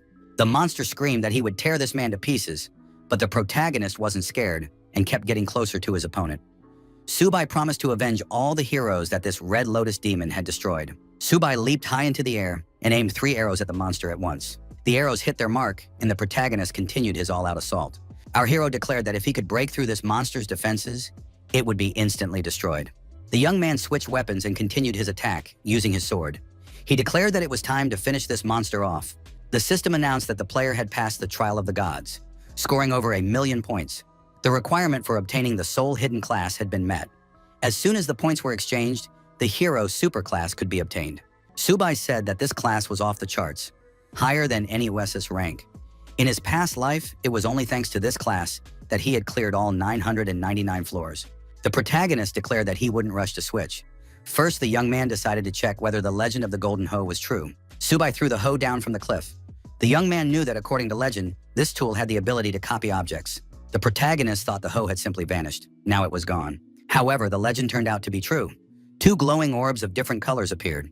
The system announced that the player had received a dual class, Hero and Demon King. For a moment, Subai became two-faced and was horrified by his own state. At that moment, Subai possessed the following equipment: Clock of All Things, Gloves of the Fire Dragon, Crusader's Armor of Purple Gold. Subai noticed that his stats had now increased at least fivefold. His attack power had doubled thanks to his passives. His mana was now infinite. The protagonist declared that the senior heroes could rest easy. He could now confidently carry on their work. Lin Yu-chan decided to check her friends list and finally saw that Subai had appeared there too. Everyone in the tavern felt the floor shake beneath their feet. Could it be an earthquake? Or was it just the rumbling from the upper floor? Dana entered the visitor's room and saw Subai. The girl asked, "Did the guy really pull it off?" The young man nodded affirmatively. Dana couldn't believe he had actually taken that very class. Dana was surprised. How was that possible? After all, the hero and the demon king weren't supposed to exist together. Subai replied that he hadn't expected anything less from the true, most powerful force. The tavern manager understood everything at a glance. Subai stretched and said it was time to stop hiding and see the world. The young man asked if Dana would like to keep him company. The girl replied that the outside world wasn't for her. The young man declared that he would return here when he missed the drinks from this tavern. The girl tossed a token to the young man and told him to take it. It could be considered a reward for passing the trial of the gods. Subai grabbed the item and said it was a generous gift. It was a concealment token. It could hide the owner's items, status, and appearance. Dana realized she simply didn't want this guy to die too soon. The tower was full of forces hostile to the Demon King. If Subai kept walking around out in the open like that, some monsters would quickly finish him off. As he vanished, our hero said he'd known it all along. Dinah was worried about him after all. The young man thanked her. The tavern manager told him to get out immediately. The city of Rome. This is the first major city after leaving the beginner's village. Here players take on quests, learn skills, and travel through city portals to the floors of the tower. Subai, looking around, said that everything here looked familiar to him.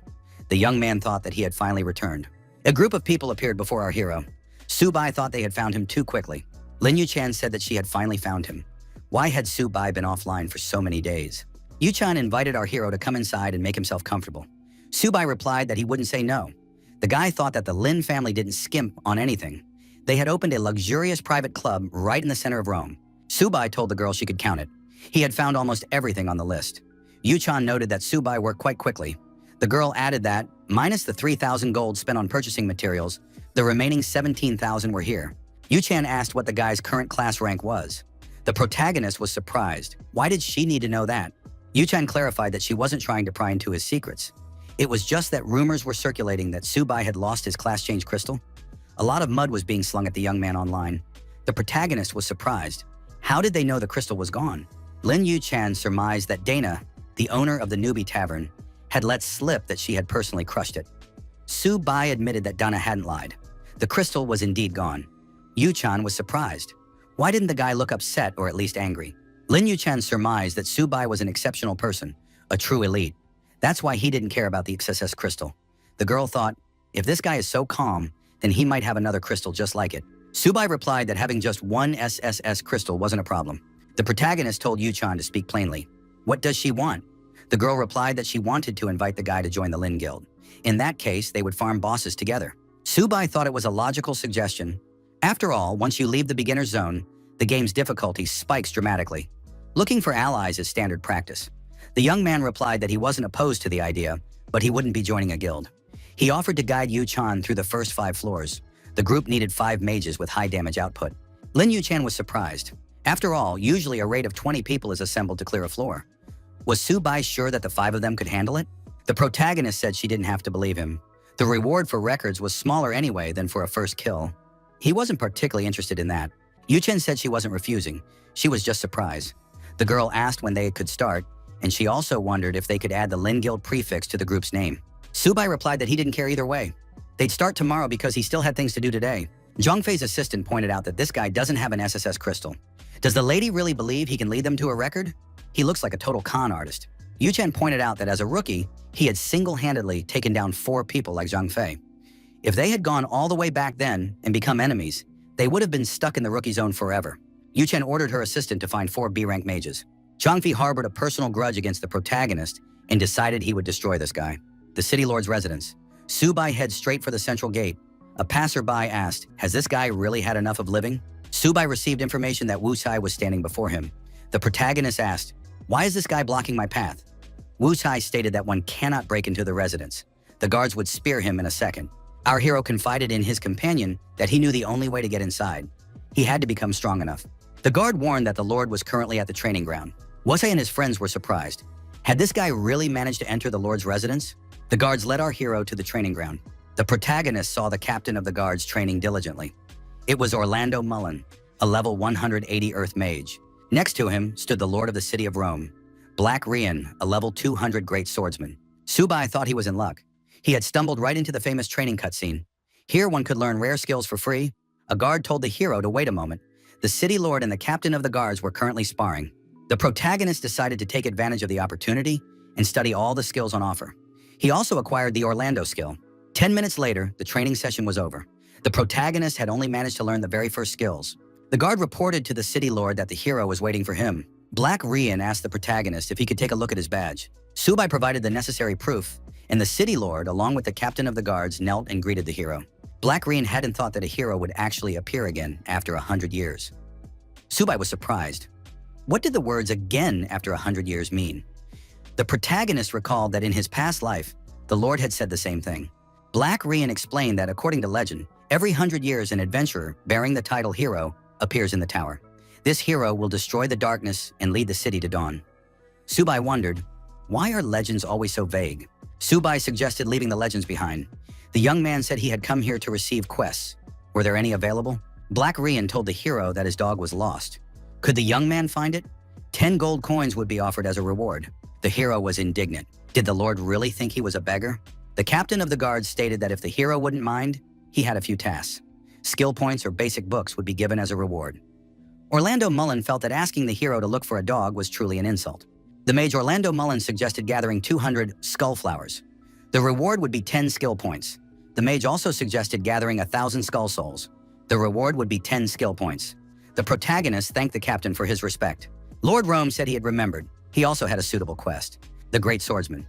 Black Rian offered a quest. An anomaly in the suburbs of Rome. The reward is 10 skill points. Subai thought this was Rome's main storyline. It's the 10th season, and no one has touched it yet.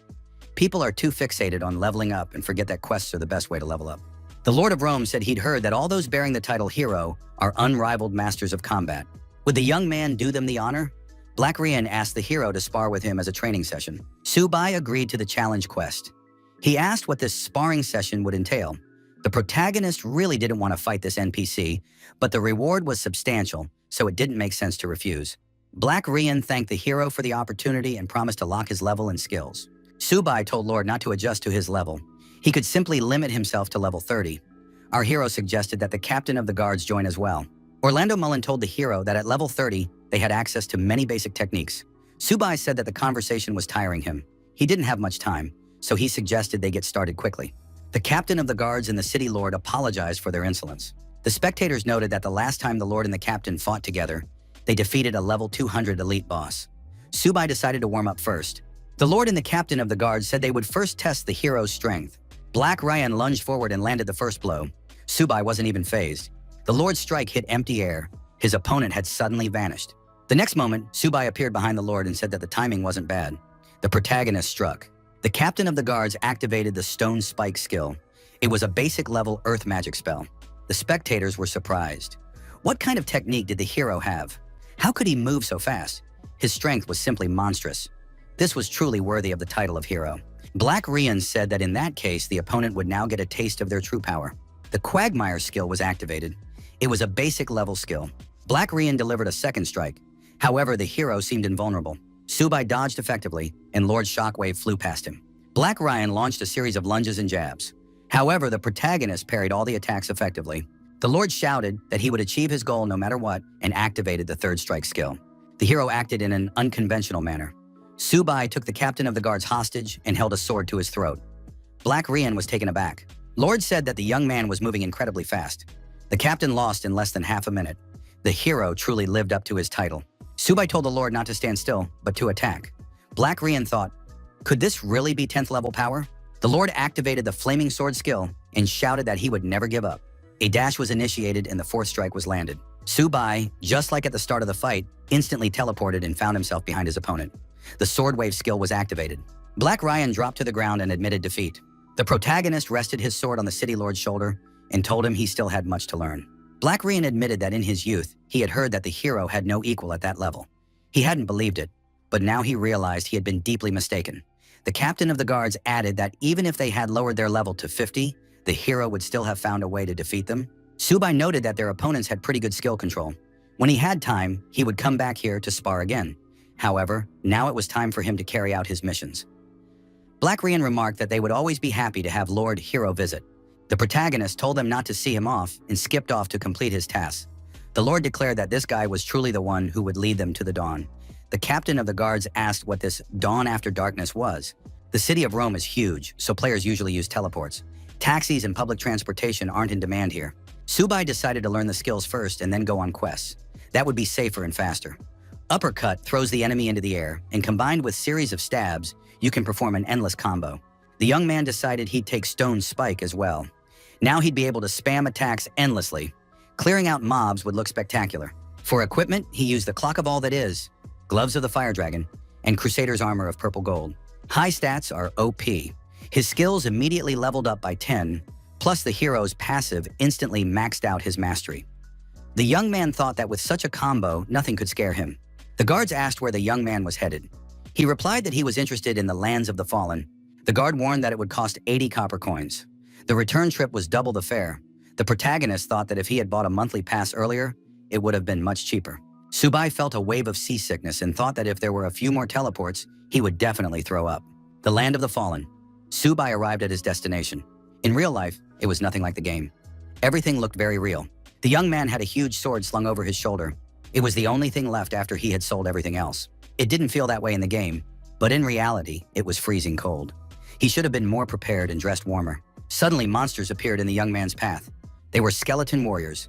They were level 21 and of the common type. Subai said it was time to test out his new skills. The young man used his unique skills and attacked the monsters. The monsters were destroyed and experience points were gained. The young man noted that magic attacks were no joke. The protagonist was extremely pleased. He liked this kind of farming. This wasn't like the levels for newbies. The monster hunt continued. The system announced that the player had reached level 11 and gained 20 skill points. Subai remembered that in his previous life, the hero class granted 10 points per level, and that was considered wildly overpowered. F classes only got 1 point each. Did dual classes really double the points as well? A new level granted 50 points to all stats. The protagonist thought that even the SSS class couldn't hold a candle to this. The newly arrived monsters were also attacked. The young man decided that if his class didn't limit his skill list, he should farm quests that granted skill points. A huge silhouette appeared behind the ordinary monsters. The protagonist was surprised. Who else could it be? It was a mini-boss, the Fire Skull monster, a level 48 creature. Subai didn't mind because the bigger and stronger the monsters, the more fun the farming. A new group of ordinary skeletons was destroyed in the same way. Fire Skull stepped forward and shouted loudly. The mini-boss was eager for battle. Subai thought, could it be that the boss himself had stirred? The young man had warned that his mana was infinite, so this mini-boss was in for a rough ride. However, the sacrifice ritual began. Subai decided this was bad.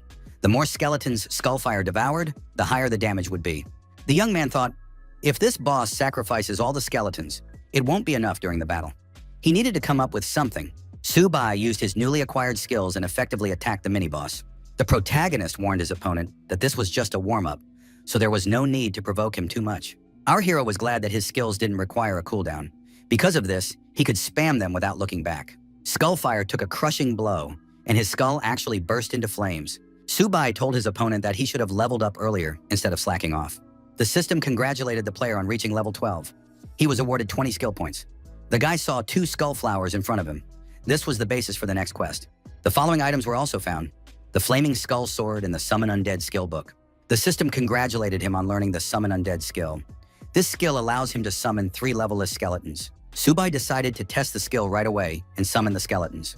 The young man reasoned that if these skeletons were levelless, it meant they were bound to him.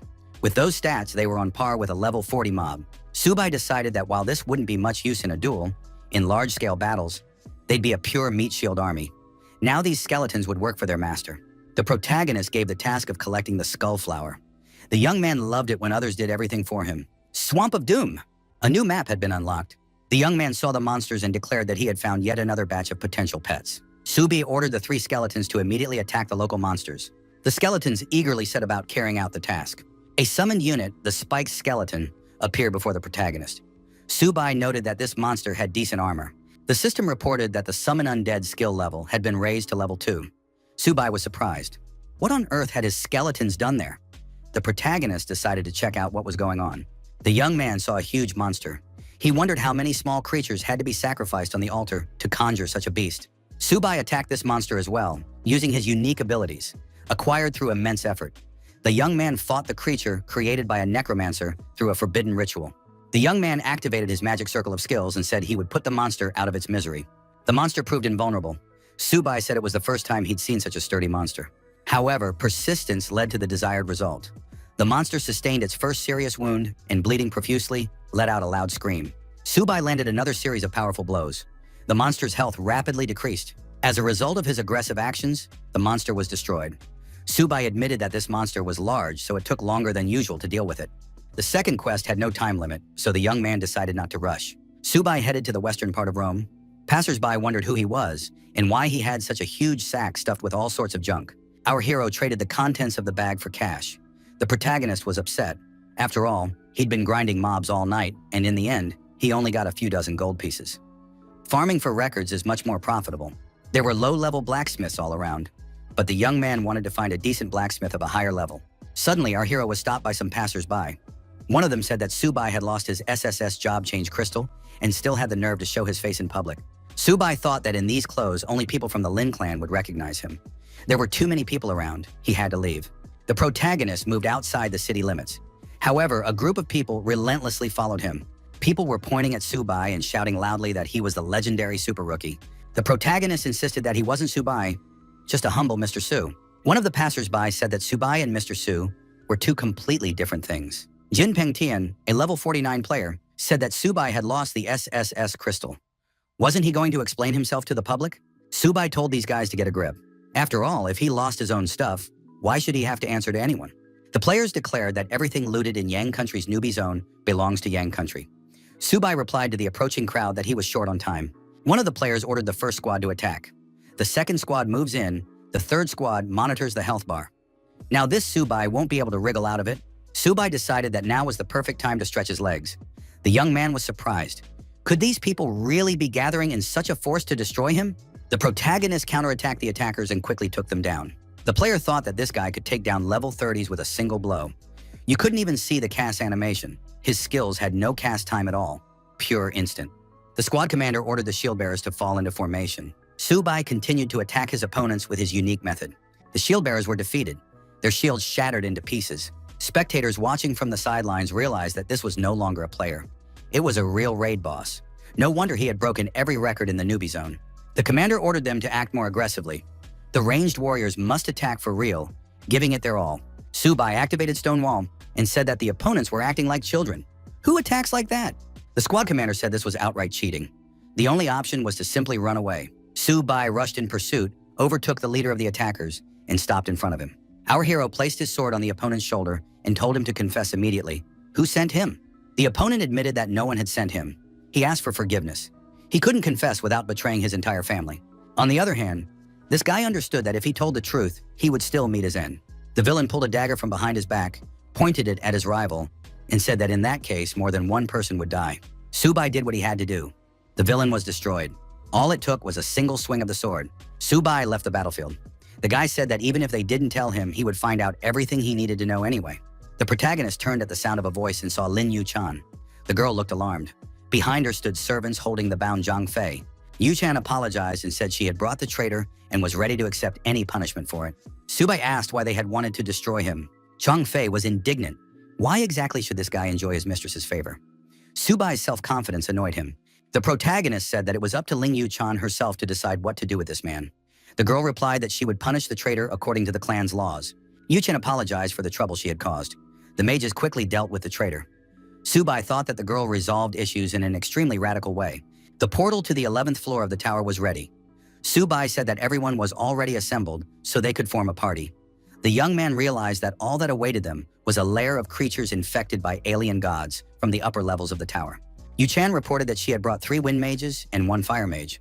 All of them were level 20 and held B rank. Subai asked everyone to show him their skills. There was quite a sight to behold. The protagonist noted that he had one condition. These people might be weak players, but orders must be obeyed. Violations would be punished. Yu-chan explained that these were the best fighters in her guild. The other players thought that the Ling Guild didn't mess around, so they really were heading to the 11th floor with this lineup. Yu-chan saw the number of monsters and asked, shouldn't they really recruit more people? Subai explained that on the 11th floor, the number of mobs scales with the party size. Did Yu-chan really not know that? He could have handled it faster alone. But their goal was to break the record, not to turn the world upside down. The preparation time was almost up. The squad prepared for battle. Subai ordered no one to retreat. Their first opponent was a level 13 Wolf Devourer. The commander said he would take on the first waves attacking head-on. Subai effectively attacked the approaching opponents and earned the necessary points. It was a typical dungeon experience. Yu-chan was surprised. Did he really have no cooldowns on his skills at all? The girl thought that it was no wonder this guy was called Subai. No mage she had ever seen fought like that. The monsters were destroyed. Subai noted that there was nothing remarkable about this. There was no great artistry to be seen here. The mages were satisfied. They were truly lucky today. They had latched onto that very leg. Subai said they were moving on and no one was to fall behind. The squad climbed onto a cliff and assessed the scale of the upcoming battles from above. Now everyone was participating in the battle. Each player's role had been carefully assigned. Lin Yushan demonstrated her skills in all their glory. She proved that she was not just an ordinary member of the Lin Guild. Hill. The squad formed a circular defense, and Subai told Yu-chan to summon the Ifrit. The girl activated her unique abilities, and her pet was summoned. It was a fire monster. Subai ordered everyone to prepare for battle and not to be distracted by external stimuli. The protagonists decided they would face these monsters head-on. Level 14 was well within their capabilities. The squad once again followed the planned scenario. Everything went like clockwork. The summoned pet, Ifrit, showed what he was capable of in real combat. Subi thought, the more this Ifrit slays mobs, the more energy he accumulates. He even began to share it. Ifrit had already created numerous copies, which greatly simplified the fight against the monsters. Yu-chan warned, when the Ifrit splits into 8, it only lasts 10 minutes. The skill cooldown is up to half an hour. The girl asked what they should do next. Once the Ifrits disappeared, they wouldn't be able to keep the hill chills at bay. Subai warned that the Ifrit wouldn't disappear. However, the Ifrit was finished. Yu-chan noted that the flames had blown off the Ifrit, and it had crumbled into a stone statue. Subai told everyone not to panic. Now it was his turn. The protagonist activated his unique abilities, drawing on an endless source of mana. Yu-chan realized with surprise that this was a summoning of the dead. Subai said that this Ifrit, combined with his magical attack, dealt insane damage. The mages acknowledged that this was truly a leg worth holding on to. This guy was indeed SSS rank. Now it was clear why the lady had treated him that way from the very beginning. Lin Yu-chan thought that less than 2 hours had passed since they entered Dange. They were truly ready to break the record. The Wang Guild's council hall, the leader was furious. Why couldn't his people handle a newbie?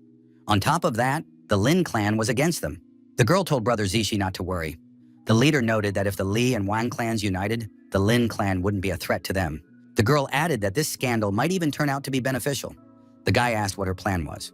The girl pointed out that Yu-chan is now officially listed as the first heiress of the Lin clan. They could spread a rumor that Subai, the sinner of Yang Country, lost the SSS crystal because of a deal with the Lin heiress. The leader said that was brilliant. He was curious to see how the Lin clan would wriggle out of this. The guy added that Li Yuezhan was the best strategist. He would immediately issue the necessary orders. The 11th floor of the tower, the dead of snow plains. Subai noted that after passing this section, a cave awaits them, where the floor's boss is located. In this battle, the snow monsters used wind magic. The mage told the lady that it was a tornado spell. The girl agreed. You can notice that their progress was already at 90%. Apparently, they really would break the record. Subai told everyone not to let their guard down. They were continuing to move forward. Chaos reigned at the cave entrance. The players asked themselves in surprise what was going on here. Lin Yushan asked the commander what they should do now. The young man replied that Ifrit would go with him, while the rest would stay at the entrance. The protagonist noted that this was the final stretch, and so he would handle it on his own. Yu-chan was surprised.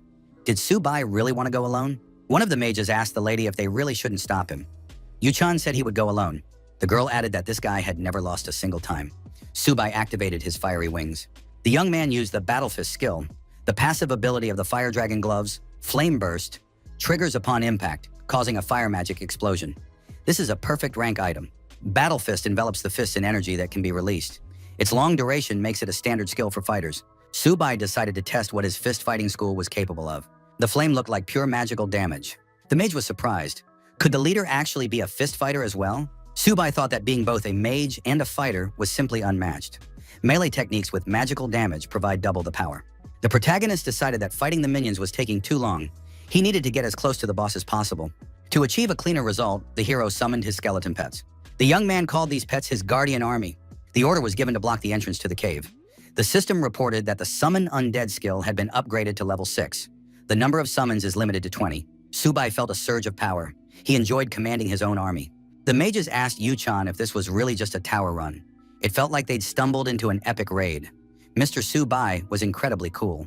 Yu-chan noted that this guy took a straightforward approach without any tricks.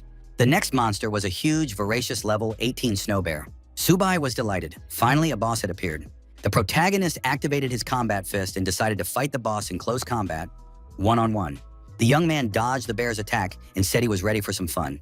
The boss turned out to be as slow-moving as all bears, so the young man managed to land numerous blows all over its body. Subai noted that this boss possessed brute strength. He needed to finish it very quickly, otherwise it would be difficult to hold out for long. The bear attacked his opponent again. The protagonist activated the charge ram skill. Subai decided to put an end to this battle and attack the monster again, using Fire Fist. The boss roared loudly and its health dropped to a minimum. The monster collapsed to the ground and its body showed no signs of life. Subai announced that the boss had been defeated. It was a relief that they'd managed to handle it so quickly. The mages were surprised. Had the squad leader really already taken down the boss? What on earth had happened? The system reported that the squad had cleared the 11th floor. Yu-chan confirmed that they had indeed succeeded. This guy hadn't even entered the cave, and the battle was already over. A report came in that Subai, leading the Ling Guild squad, had set a new record for clearing the 11th floor of the tower. In the city of Rome, local citizens were discussing the news. How did Subai manage to pull this off since he has no class? Someone suggested that it was all thanks to Lin Yu-chan herself. Even though she's just an S-rank fire mage, how could she possibly compete with a Holy Knight's record? On the 11th floor, where the monsters are stronger, only Holy-like classes can defeat them with ease. Even Li Junxie couldn't clear the 11th floor in less than 20 hours. The Yang Country Military Headquarters. Captain Su Kang said he had sent a squad to find this man. He's already setting records, and they haven't even found his trail. What kind of job is this? Nantian reported that, according to intelligence, Subai had been spotted outside the city of Rome. Single-handedly, he wiped out a squad of players above level 30. Furthermore, Subai isn't listed in any rankings. But considering he sold an SSS crystal, even in the worst-case scenario, he must be of a significant level. Nantian added that a preliminary assessment of Subai's potential suggests he is at least SS level. The captain ordered immediate contact to be made with this man. Su Kang fell deep in thought. Who exactly is Subai? Even his class is unknown. Could he really possess a unique artifact? Although such a level of skill cannot be explained by a single item. An assistant rushed into the room and reported urgent news to the chief. Su Kang reviewed the information and said that couldn't be true. The report stated that player Subai, leading a squad from the Lin Guild, had set a new record for clearing the 12th floor of the tower. 3 hours and 2 minutes. The 12th floor of the tower. The Abyss of Shadows. The boss, Neri, a level 22 monster. Subai asked the squad if they could still hold their ground. Yu-chan replied that the leader's pace in clearing the floors was much faster than usual. Subai noted that if necessary, the squad could be replaced. The main thing was having mages. Lin Yu-chan stood up straight and said she was fine and could still hold her own. The mages confirmed her words. Subai headed for the 13th floor and told everyone to hurry up and follow him. Yu-chan thought that Subai was clearly a top-tier talent, even among SSS players. How else could one explain that he had taken down the bosses of the 11th and 12th floors in less than 10 minutes? The guild's meeting room. The leader said they were all doomed. This guy's a total monster. Now even elite squads are fighting over this SSS rookie. Wang Zizi noted that Li Yujian was very clever. All their previous plans had been her idea. Yujian didn't understand what Zizi was talking about. Zizi was indignant. What does that mean? What about their relationship? Li Yuejin declared that childhood engagements were nothing more than a joke. Wang Zizi told Yuejin not to forget. The idea to set a trap for this guy was hers. The girl claimed she didn't remember anything like that. Junji thought this girl was a real actress. Yujian headed for the exit and said that Zizi had turned out to be useless. The 13th floor of the tower, the plane of filth. The players continue moving forward. Yu-chan and her mages provide offensive support for the main force, namely their commander. The level 22 slashing rabbits were very energetic. Subai noticed that it was taking too long to defeat them, as there were now so many of them. The protagonist ordered each player to take on several burrows. Our hero activated the fireball skill to drive the monsters out of their burrows. The rabbits rushed toward the burrow exits and got stuck. Subai said that now they wouldn't be able to escape. Subai promised these monsters he would burn down their lairs so they wouldn't keep jumping out one by one and wasting his time. Lin Yuchan told the squad leader that they had already stormed 3 floors in a row. Where did the young man get his strength from? The group of players approached the estate. The gates were locked, even though there were people inside. Winslet in level 25. In addition to the monster and small children, there were monster hounds in this place. Subai warned that the boss was inside so the squad would wait for him outside. The mages noted that the squad leader was playing for them. It was simply magnificent. Subi kicked the gate and told Winsleton to prepare for death. The monster was outraged. Did this guy really dare to enter his mansion? That meant he'd signed his own death warrant. Lin Yushan told the mages to stay back. The monster gestured toward the guests, and the dogs pounced on our hero. Subai activated a barrier, and the monster dogs took damage upon colliding with it. Winsleton continued to carry out his devious plan. An unbearable sound rang out. Yushan and the mages covered their ears with their hands. It was impossible to listen to. Subai drew his blade and charged at the monster. The young man said that this old dog was useless. The protagonist closed in and launched an effective attack on the monster. The monster screamed that these intruders would surely be punished. Yuchan and the mages continued to cover their ears. They were completely overwhelmed by this sonic attack. The protagonist, swinging his sword, destroyed the primitive monsters, repeating that the sound attack had no effect on him. The monster was outraged. Could it be that his sound attack wasn't getting through at all? Subai attacked and destroyed the monster. The young man said that with such a reserve of spirit, this monster was just a warm-up for him. Yuchan was surprised. Had they really defeated the monster so quickly this time as well? Subai said that now they could rest and recover for a few hours, and then continue on their way. Lin Yuchan was delighted to hear about the break. After all, they had been fighting non-stop for almost a day. That evening, by the fire, the mage said they were already exhausted. However, it was worth it. Leveling up had never felt so satisfying. Yuchan handed the young man some food and told him to eat up. He hadn't stopped for a second. Surely he had become the strongest of them all. Subai replied that he felt fine. Subai decided to test whether the clock of all things could level up skills. It turned out that it was possible. However, the leveling up time was about 30 days. To complete it instantly, one had to pay 10,000 gold coins. The system congratulated the player on successfully upgrading the skill. Rank B Sliding Ice Spear obtained. The protagonist had to spend a lot of coins again for instant leveling. However, he understood that A-rank skills don't just fall from the sky. Subai decided to calm down a bit and get some real rest. Ever since he entered the newbie zone, he hadn't eaten a proper meal. The mages thought this guy was already SSS tier, yet he still worked like a man possessed. He was even willing to eat wax-tasting energy bars for weeks on end for the sake of his stats. Even though he was so strong, he still wouldn't leave the dungeons. The mages told the leader that they'd already rested and were ready to continue at any time. Yuchan was surprised. Had she missed some dramatic moment? Subai said that was great. If everyone was ready, they could set off. The protagonist ordered everyone on this floor to stay close to him and not fall behind. The 14th floor of the tower. The labyrinth of stone giants. The battle with the monsters was in full swing. The monster was a level 24 fire beetle. Next, the party had to fight the monster Vine Devourer. Yuchen asked the leader if they were sure they hadn't lost their way. Why was it so empty here anyway? The protagonist replied that he wasn't the kind of person who led the party in circles. Next, a level 29 double magic golem monster appeared. Subai said he hadn't seen these old guys in a long time. The young man decided to test how strong their bones still were. The magic golem was ready for a fierce battle. Subai leaped high into the air, swung his mace, and activated the charge ram skill. The young man said that he was facing a solid stone block. Subai struck and jumped aside to avoid a counterattack. One of the golems was wounded in the head. Subai used his teleportation skill to change locations. The protagonist declared that the monster wouldn't be able to block the damage. That wasn't why he'd trained for so long. Our hero swung and delivered a powerful blow to the wall, smashing a hole in it. A powerful stream of light poured through the newly formed hole, accompanied by a release of excess energy. Yuchan noted that this counterattack had enormous potential. The protagonist continued to act decisively and effectively. He approached the other head of the magical golem. The young man struck the head with his mace and said he wanted to test a new skill.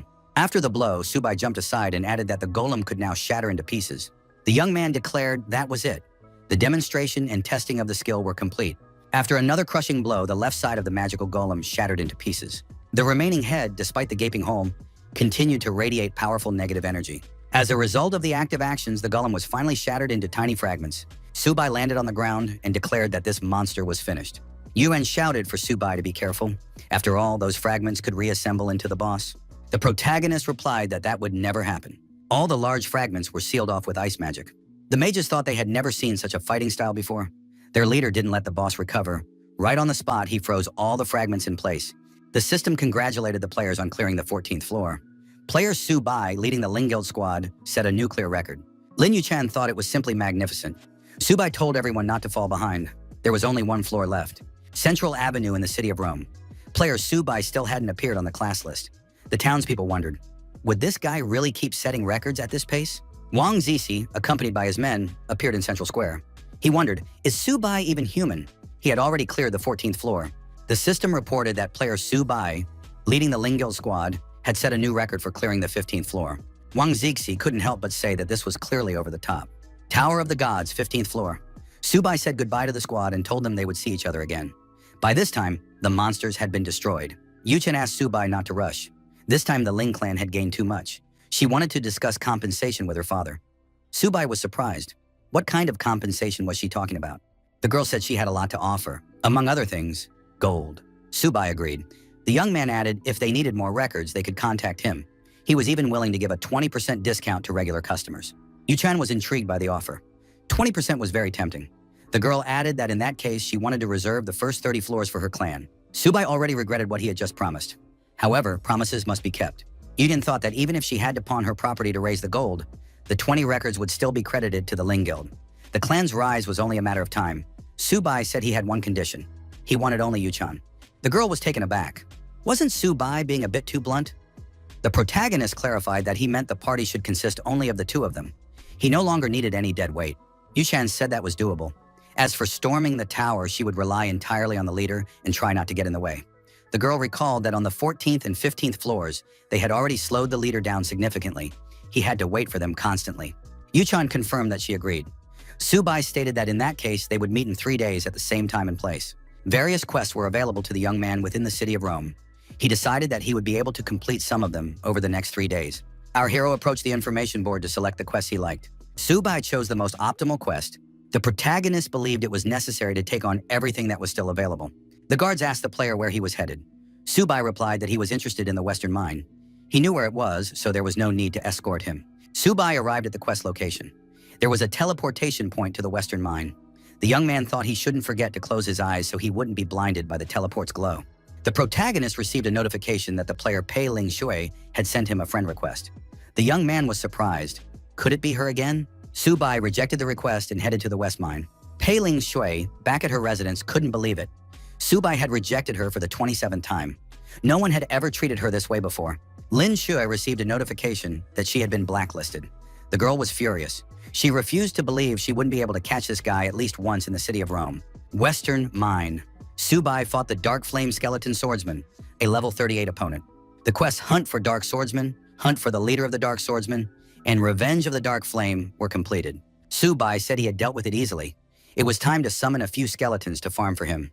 The undead summoning spell was activated. Next, the protagonist said that the next location would be the snowy plains of Guaratin. Su Bai noted that this was unsurprising. Everyone was rushing to climb higher levels. The feeling of commanding one's own army was simply too pleasant. The frost was unbearable. The protagonist shivered from the cold. That was a side effect of this location. The young man decided to warm up a little and started a fire. The system reported that the player had been hit by an icy wind. Movement speed was reduced by 10%. Su Bai decided he needed to get out of there fast. A fluffy level 28 snow monster appeared from behind a hill. Su Bai thought this snowman was very cute. Our hero sent an undead creature toward the snowmen. The guy said that the snowman's cute appearance didn't bother him. Su Bai noticed that there were more and more snowmen. To assist the undead, the protagonist activated fireballs. The young man thought, even though the spell had been upgraded to C rank and the core had grown larger, the damage was still a bit weak. Ifrit turned out to be much more useful. Su Bai decided he would have to resort to good old-fashioned quest work. Our hero used the ice arrow skill, and the snowmen were forced to retreat. Su Bai said that the double chant was finally working consistently. Next time, he should try 3 spells at once. An explosion rang out nearby, accompanied by a bright flash. The young man was surprised. What was that? When the flash faded, it became clear that not only the undead but also the snowmen had been affected. Su Bai looked up and realized it was the malevolent soul aura. It was an experimental testing ground in the snows of Guaratin. An experimental base in the snows of Guaratin. Su Bai thought it was the same as in the swamps of Doom. No one had ever started this quest, so too much malice and spirits had accumulated. Su Bai decided to retreat and told the undead that they wouldn't be able to break through this evil. He was just a newbie and didn't have a single light skill to boot. The players nearby were baffled. What was this black fog? The players were frightened and fled. They feared that this darkness might be pulling out souls. 3 days passed. A closed hall in the Lin trading chamber. Before the protagonist stood a large table with boxes. The young man decided to try his luck. As he opened the boxes, our hero assumed the contents were just junk. There wasn't even any protection for beginners. The door creaked open, and Lin Yu-chan peeked into the room. The girl said that the Lin clan could take all this junk. Su-bai replied that they could do whatever they wanted with it. Yu-chan stated that she had brought the gold payment and a deposit for the next floors. Su-bai admitted that the Lin clan had nerves of steel since they had put down a deposit of 50 right off the bat. Judging by the amount, their treasury was probably already empty. Su-bai said he had received the funds and was ready to meet the clan leader if the opportunity arose. The guy told the girl to get some rest and prepare herself since they would be heading back to the tower soon. Su-bai was hoping he'd finally get a decent drop. He was particularly interested in more light-based skills. The system congratulated the player on obtaining the skill books. Shield of Holy Light, Icy Spike, and the ready-to-use skill Sacred Anti-Demon Sphere. The guy thought, if he'd had these 3 days ago, he wouldn't have retreated at the Gorton base. Su-bai thought that even in his past life, he hadn't allowed himself such a build. The door to the room opened. Su-bai instantly activated his fire fist. The girl noted that this guy had excellent reflexes. Linhwa noticed that in person, the young man was even more handsome than in the photo. Could it be that he didn't recognize her? The young man noticed that this girl was wearing the complete Dragon Wave Sting assassin set. Our hero thought that this girl was a swordsman. Lin Shui assumed that this guy had recognized her after all. Yu-chan returned to the room. Yu-chan told the young man that this was Pei Lin Hui from the country's elite group. Last season, she was ranked among the top 100 players in the world. Lin Jie was surprised. Why was the guy so calm? Had he seen a beauty and lost his tongue? Su-bai asked the guest, why was she looking for him? The girl was surprised because she was beautiful, with a perfect figure, and this guy showed absolutely no reaction. Lin Yu decided to get down to business. The country's 11th elite team welcomes the young man. Yu-chan thought this team was made up of second-tier pros. After all, they're world-class. The 11th squad is an underdog among the elite, but to ordinary people, they're still out of reach. Su-bai noted that it was a great honor for him, but he politely declined. Lin Jie was surprised. Why such a response? A newcomer shouldn't get ahead of himself. After all, only by joining the elite group would he gain access to the best resources and the optimal path for development. Su-bai replied that he could handle the raid tower on his own. Why would he need someone else's guidance? Lin Shuo thought that it was indeed hard to argue with that. He had breezed through the first 15 floors as if he were strolling through a park, alone and without any backing. Su-bai apologized once more and added that he wasn't interested in this squad. Lin Shu stated that the upper levels of the tower were nothing like what the young man had seen before. You couldn't achieve anything there alone. The 11th team was indeed serious about. She hoped Su-bai would change his mind. The protagonist replied that it was a possibility. Our hero thought that in his past life, he had reached the 300th floor without any losses. In this world, so far, only the 100th. He hadn't noticed anything difficult. Lin Jie asked, does he mean the status of a guest assistant? Something like a freelance expert?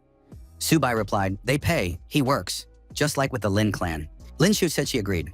The guy would be listed as non-staff, but a contract was mandatory. People, equipment, resources, the elite would fully back him up. The girl thought the main thing was that no one took him away. First, she needed to tie him to her, and then she could figure things out. Su-bai was surprised. Could the contract really already be ready? The young man wondered, were they really that afraid he might disappear? Lin Shui handed him the contract and told him to sign it if everything was to his liking. The protagonist stated that he had one condition. He needed a blacksmith to make the set and the squad's help in gathering materials.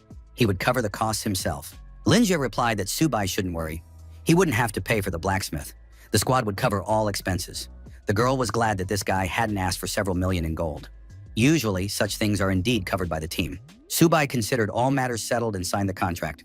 The protagonist said he would email a list of materials and equipment requirements later. Lin Shui thought her quest was finally complete. As Su-bai left the room, he said that he and Yu-chan would continue farming instances. Lin Shui asked, was the guy planning to set a record on the 16th floor? She'd just like to watch. Su-bai replied that he didn't mind. The more she saw now, the easier it would be for her to keep up with him later. Lin Zhuo thought this guy had a pretty high opinion of himself, although it was well-deserved. Tower of the Gods, 16th floor, fiery rocky lands. Su-bai told everyone to stay close together. Lin Hui, watching this player's movements, decided to see what the newly crowned champion of the season was capable of. The monsters, noticing the movement of people in their area, decided to launch an attack. Thanks to the protagonist's decisive actions, the monsters were destroyed. The high-level arthropod monsters possessed unprecedented power. Lin Shu said the damage was simply off the charts. However, this guy was only level 20. What kind of class was he anyway?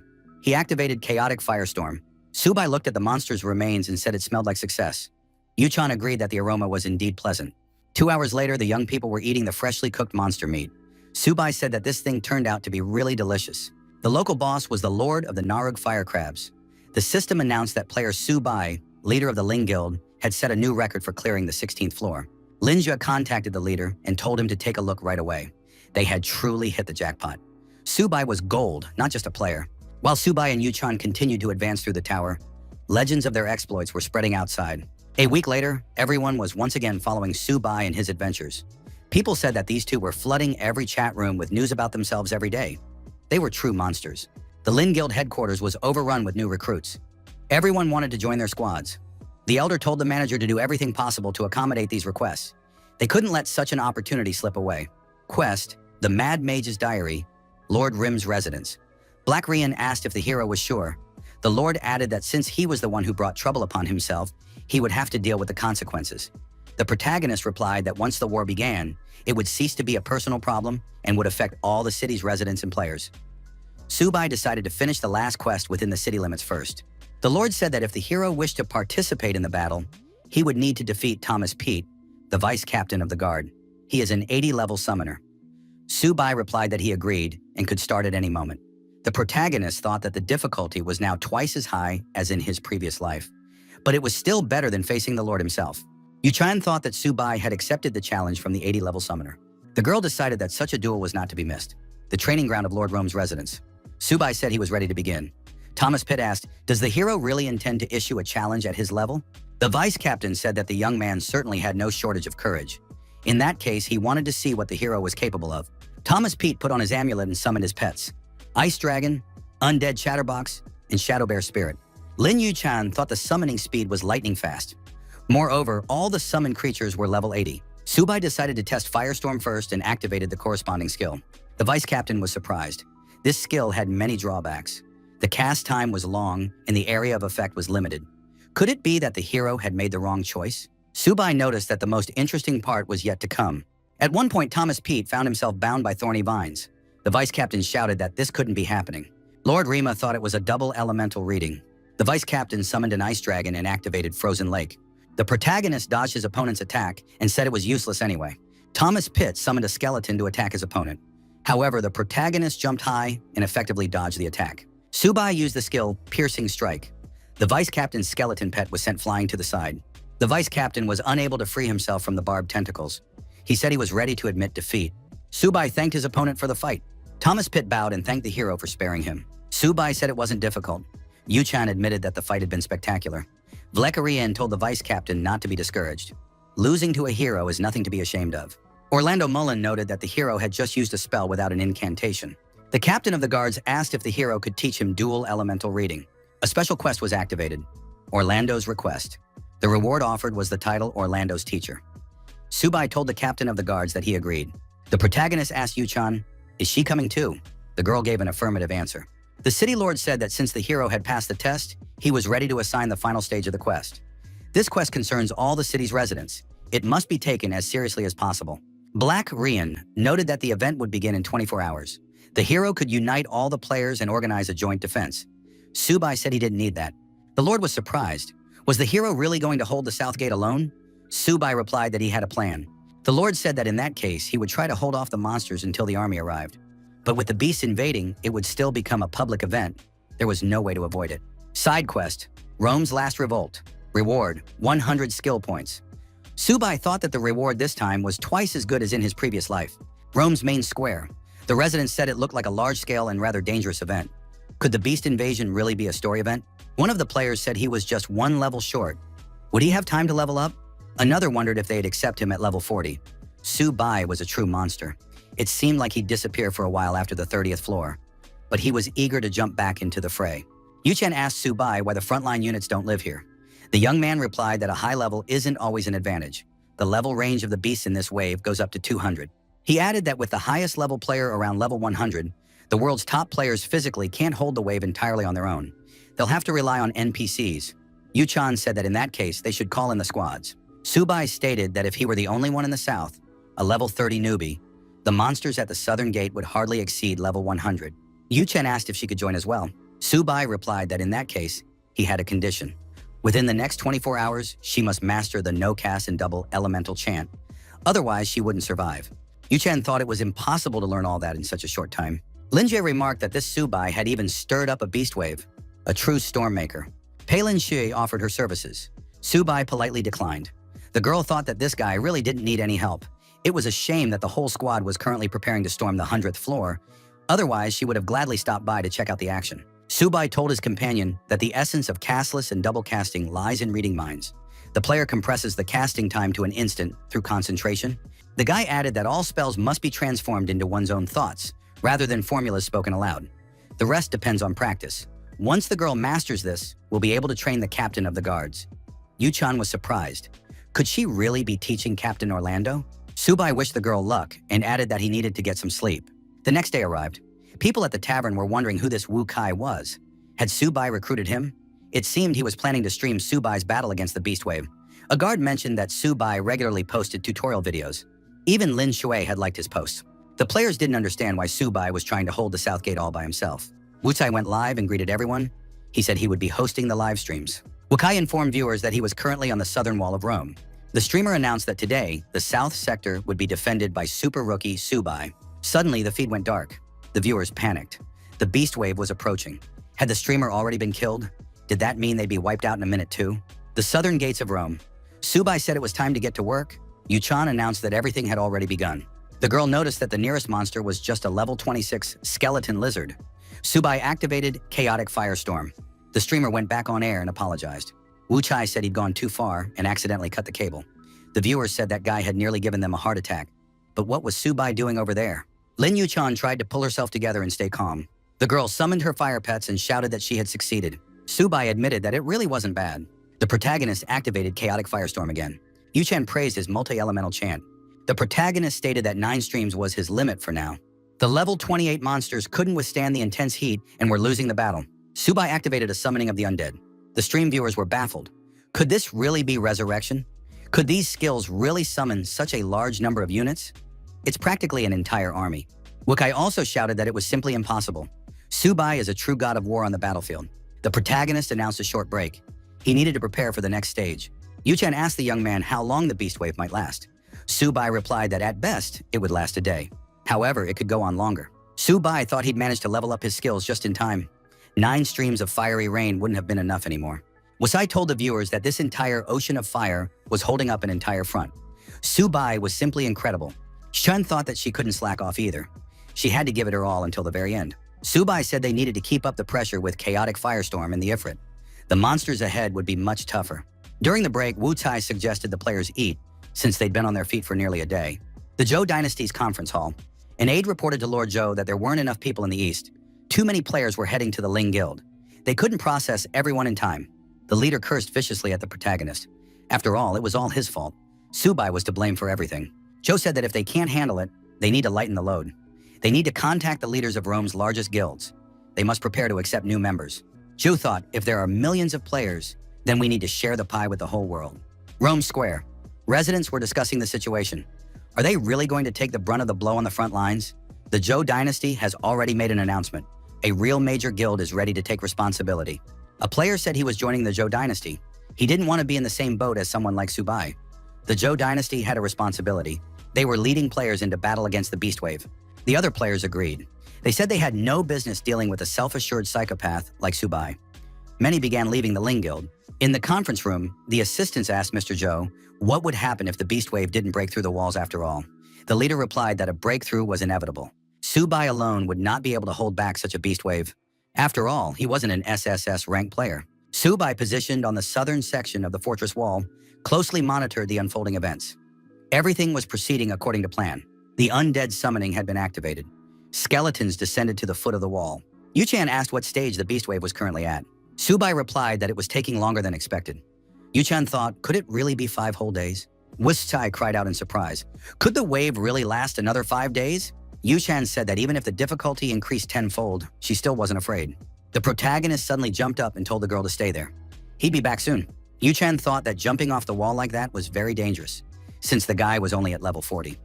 Wu Tai was also surprised. Subai landed at the foot of the wall on the outside. Wu Tai thought this guy had an amazing physique. Yu-chan noticed that he hadn't even been hurt when he landed. Subai drew his sword and immediately engaged the monster wolves in battle. Yu-chan was surprised. Could Subai really be planning to set up combat circles? The girl didn't even notice how she had clung to the streamer's back to get a better view. The viewers agreed that Subai was unrealistically strong. Could he actually set traps too? It wasn't clear what he was drawing, but it had to be interesting. One of the players was surprised. Wasn't Subai a mage? Why did he have the physical conditioning of a combat cultivator? Even Li Junxie wasn't that strong at this level. After setting the traps and making all the necessary preparations, Subai returned to the fortress wall. Wukai even flinched in fear when he saw him. How could he move back and forth along the wall so calmly? Subai announced that all preparations were complete. From now on, they would need to hold their ground. 3 of them would take turns on watch. Yu-chan said the commander could rest. She would be the first to stand guard. Subai agreed, but warned that if any danger arose, she must inform him immediately. Lin Yu-chan remarked that the commander's traps were incredibly effective. Wu Chai added that even he was getting scared. The streamer admitted that he was very tired and wanted to sleep. When she got tired, she could wake him up. Yu-chan thought the more she got to know Subai, the clearer it became to her that there was no limit to his strength. 3 days had passed. Lin Yu-chan said they could barely hold back the wave. The front line had shifted significantly. On top of that, boss-level monsters had appeared. Wu Chai added that with a 5-day forecast at this intensity, they wouldn't make it to the 5th day. Subai was preparing a barbecue at the time. Viewers were amazed that this player could eat so calmly in such a situation. We definitely need to join the Zhou dynasty and defend alongside them. Viewers criticized Subai's behavior. The city is in danger, and he's calmly eating on the front lines.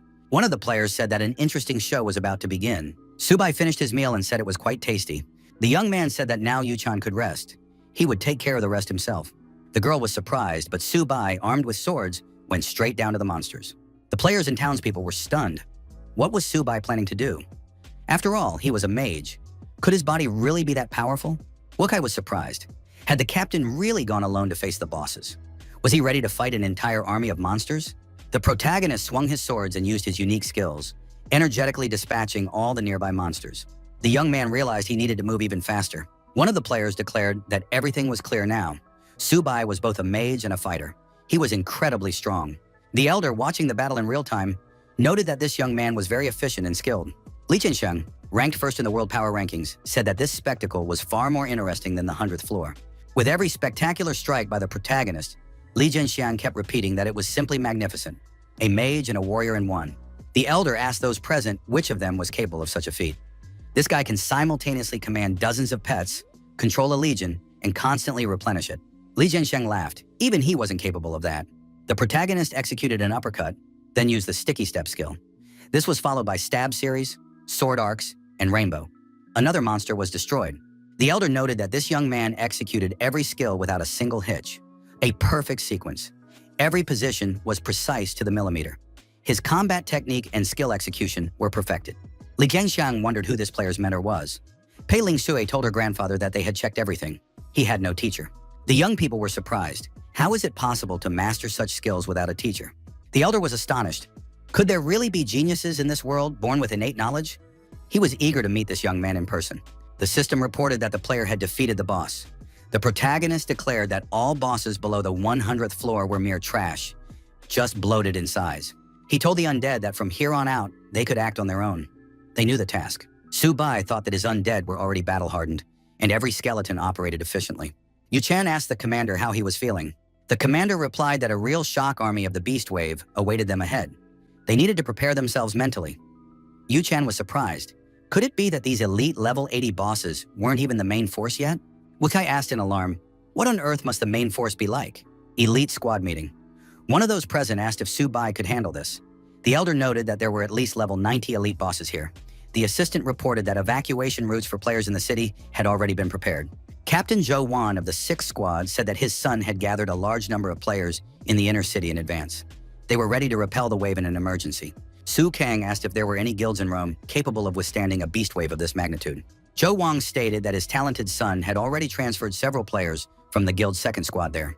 With their strength, the bosses wouldn't be a problem. Su Kang thought, aside from their elite group, could there really be other professionals like that? Zhou Wang had simply sent his entire 6th squad there. The elder thought that Zhou Wang was pulling his men out during preparations for the assault on the 100th floor to play along with his son. Lin Shui said they'd gotten completely out of hand. They decided to mess with the people from the 11th squad.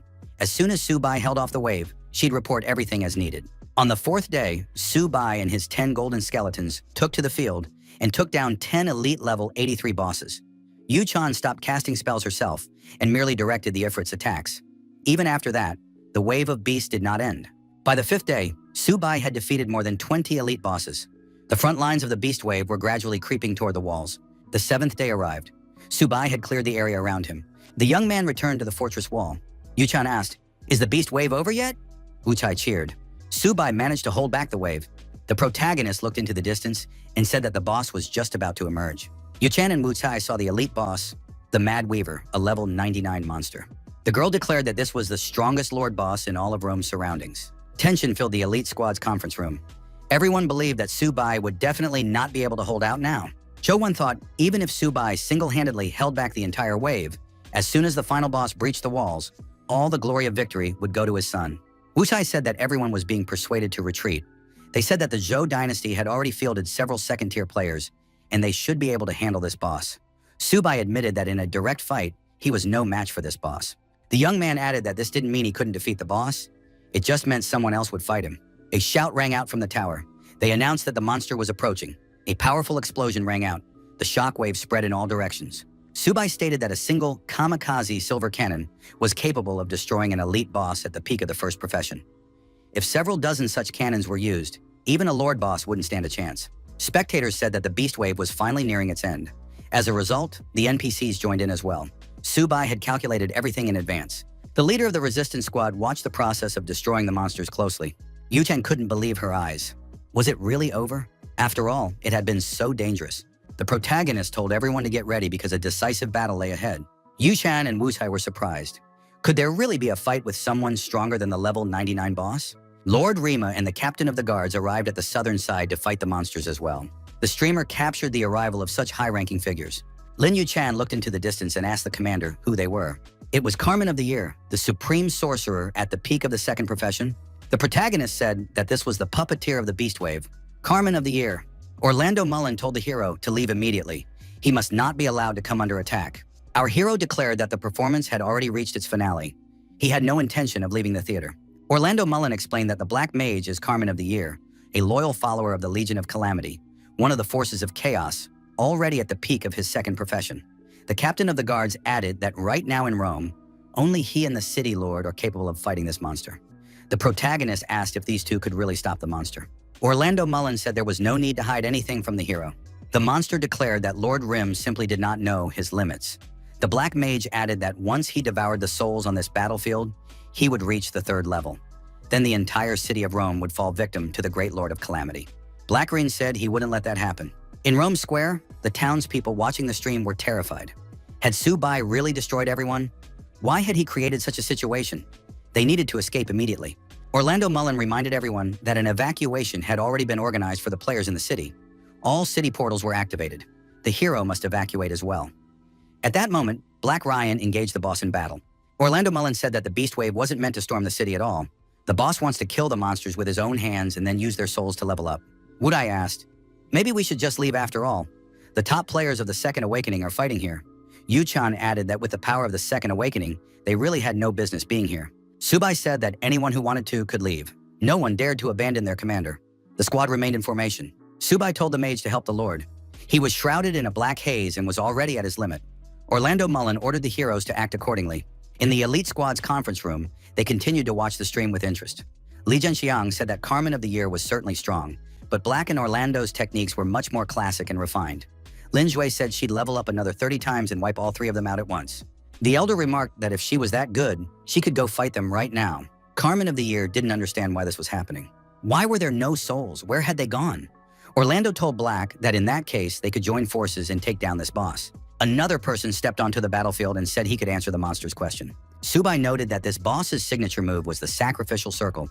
Carmen of the Year was surprised. How did this happen? Why hadn't he noticed it before? The monster was surprised. Did they really dare to set a trap for him? After all, it was a multitude of small sacrificial circles gathered together. The monster regretted that his magical power was barely buffed. Subai said that now he would show everyone how this youngster turns into a father. Our hero shouted that it was time to show what Aimshet was truly capable of. Subai ordered the level 10 monster to prepare for battle. Carmen of the Year screamed that this was impossible. He really hadn't expected this. The boss got scared and ran away. As he ran, he shouted that this wasn't right.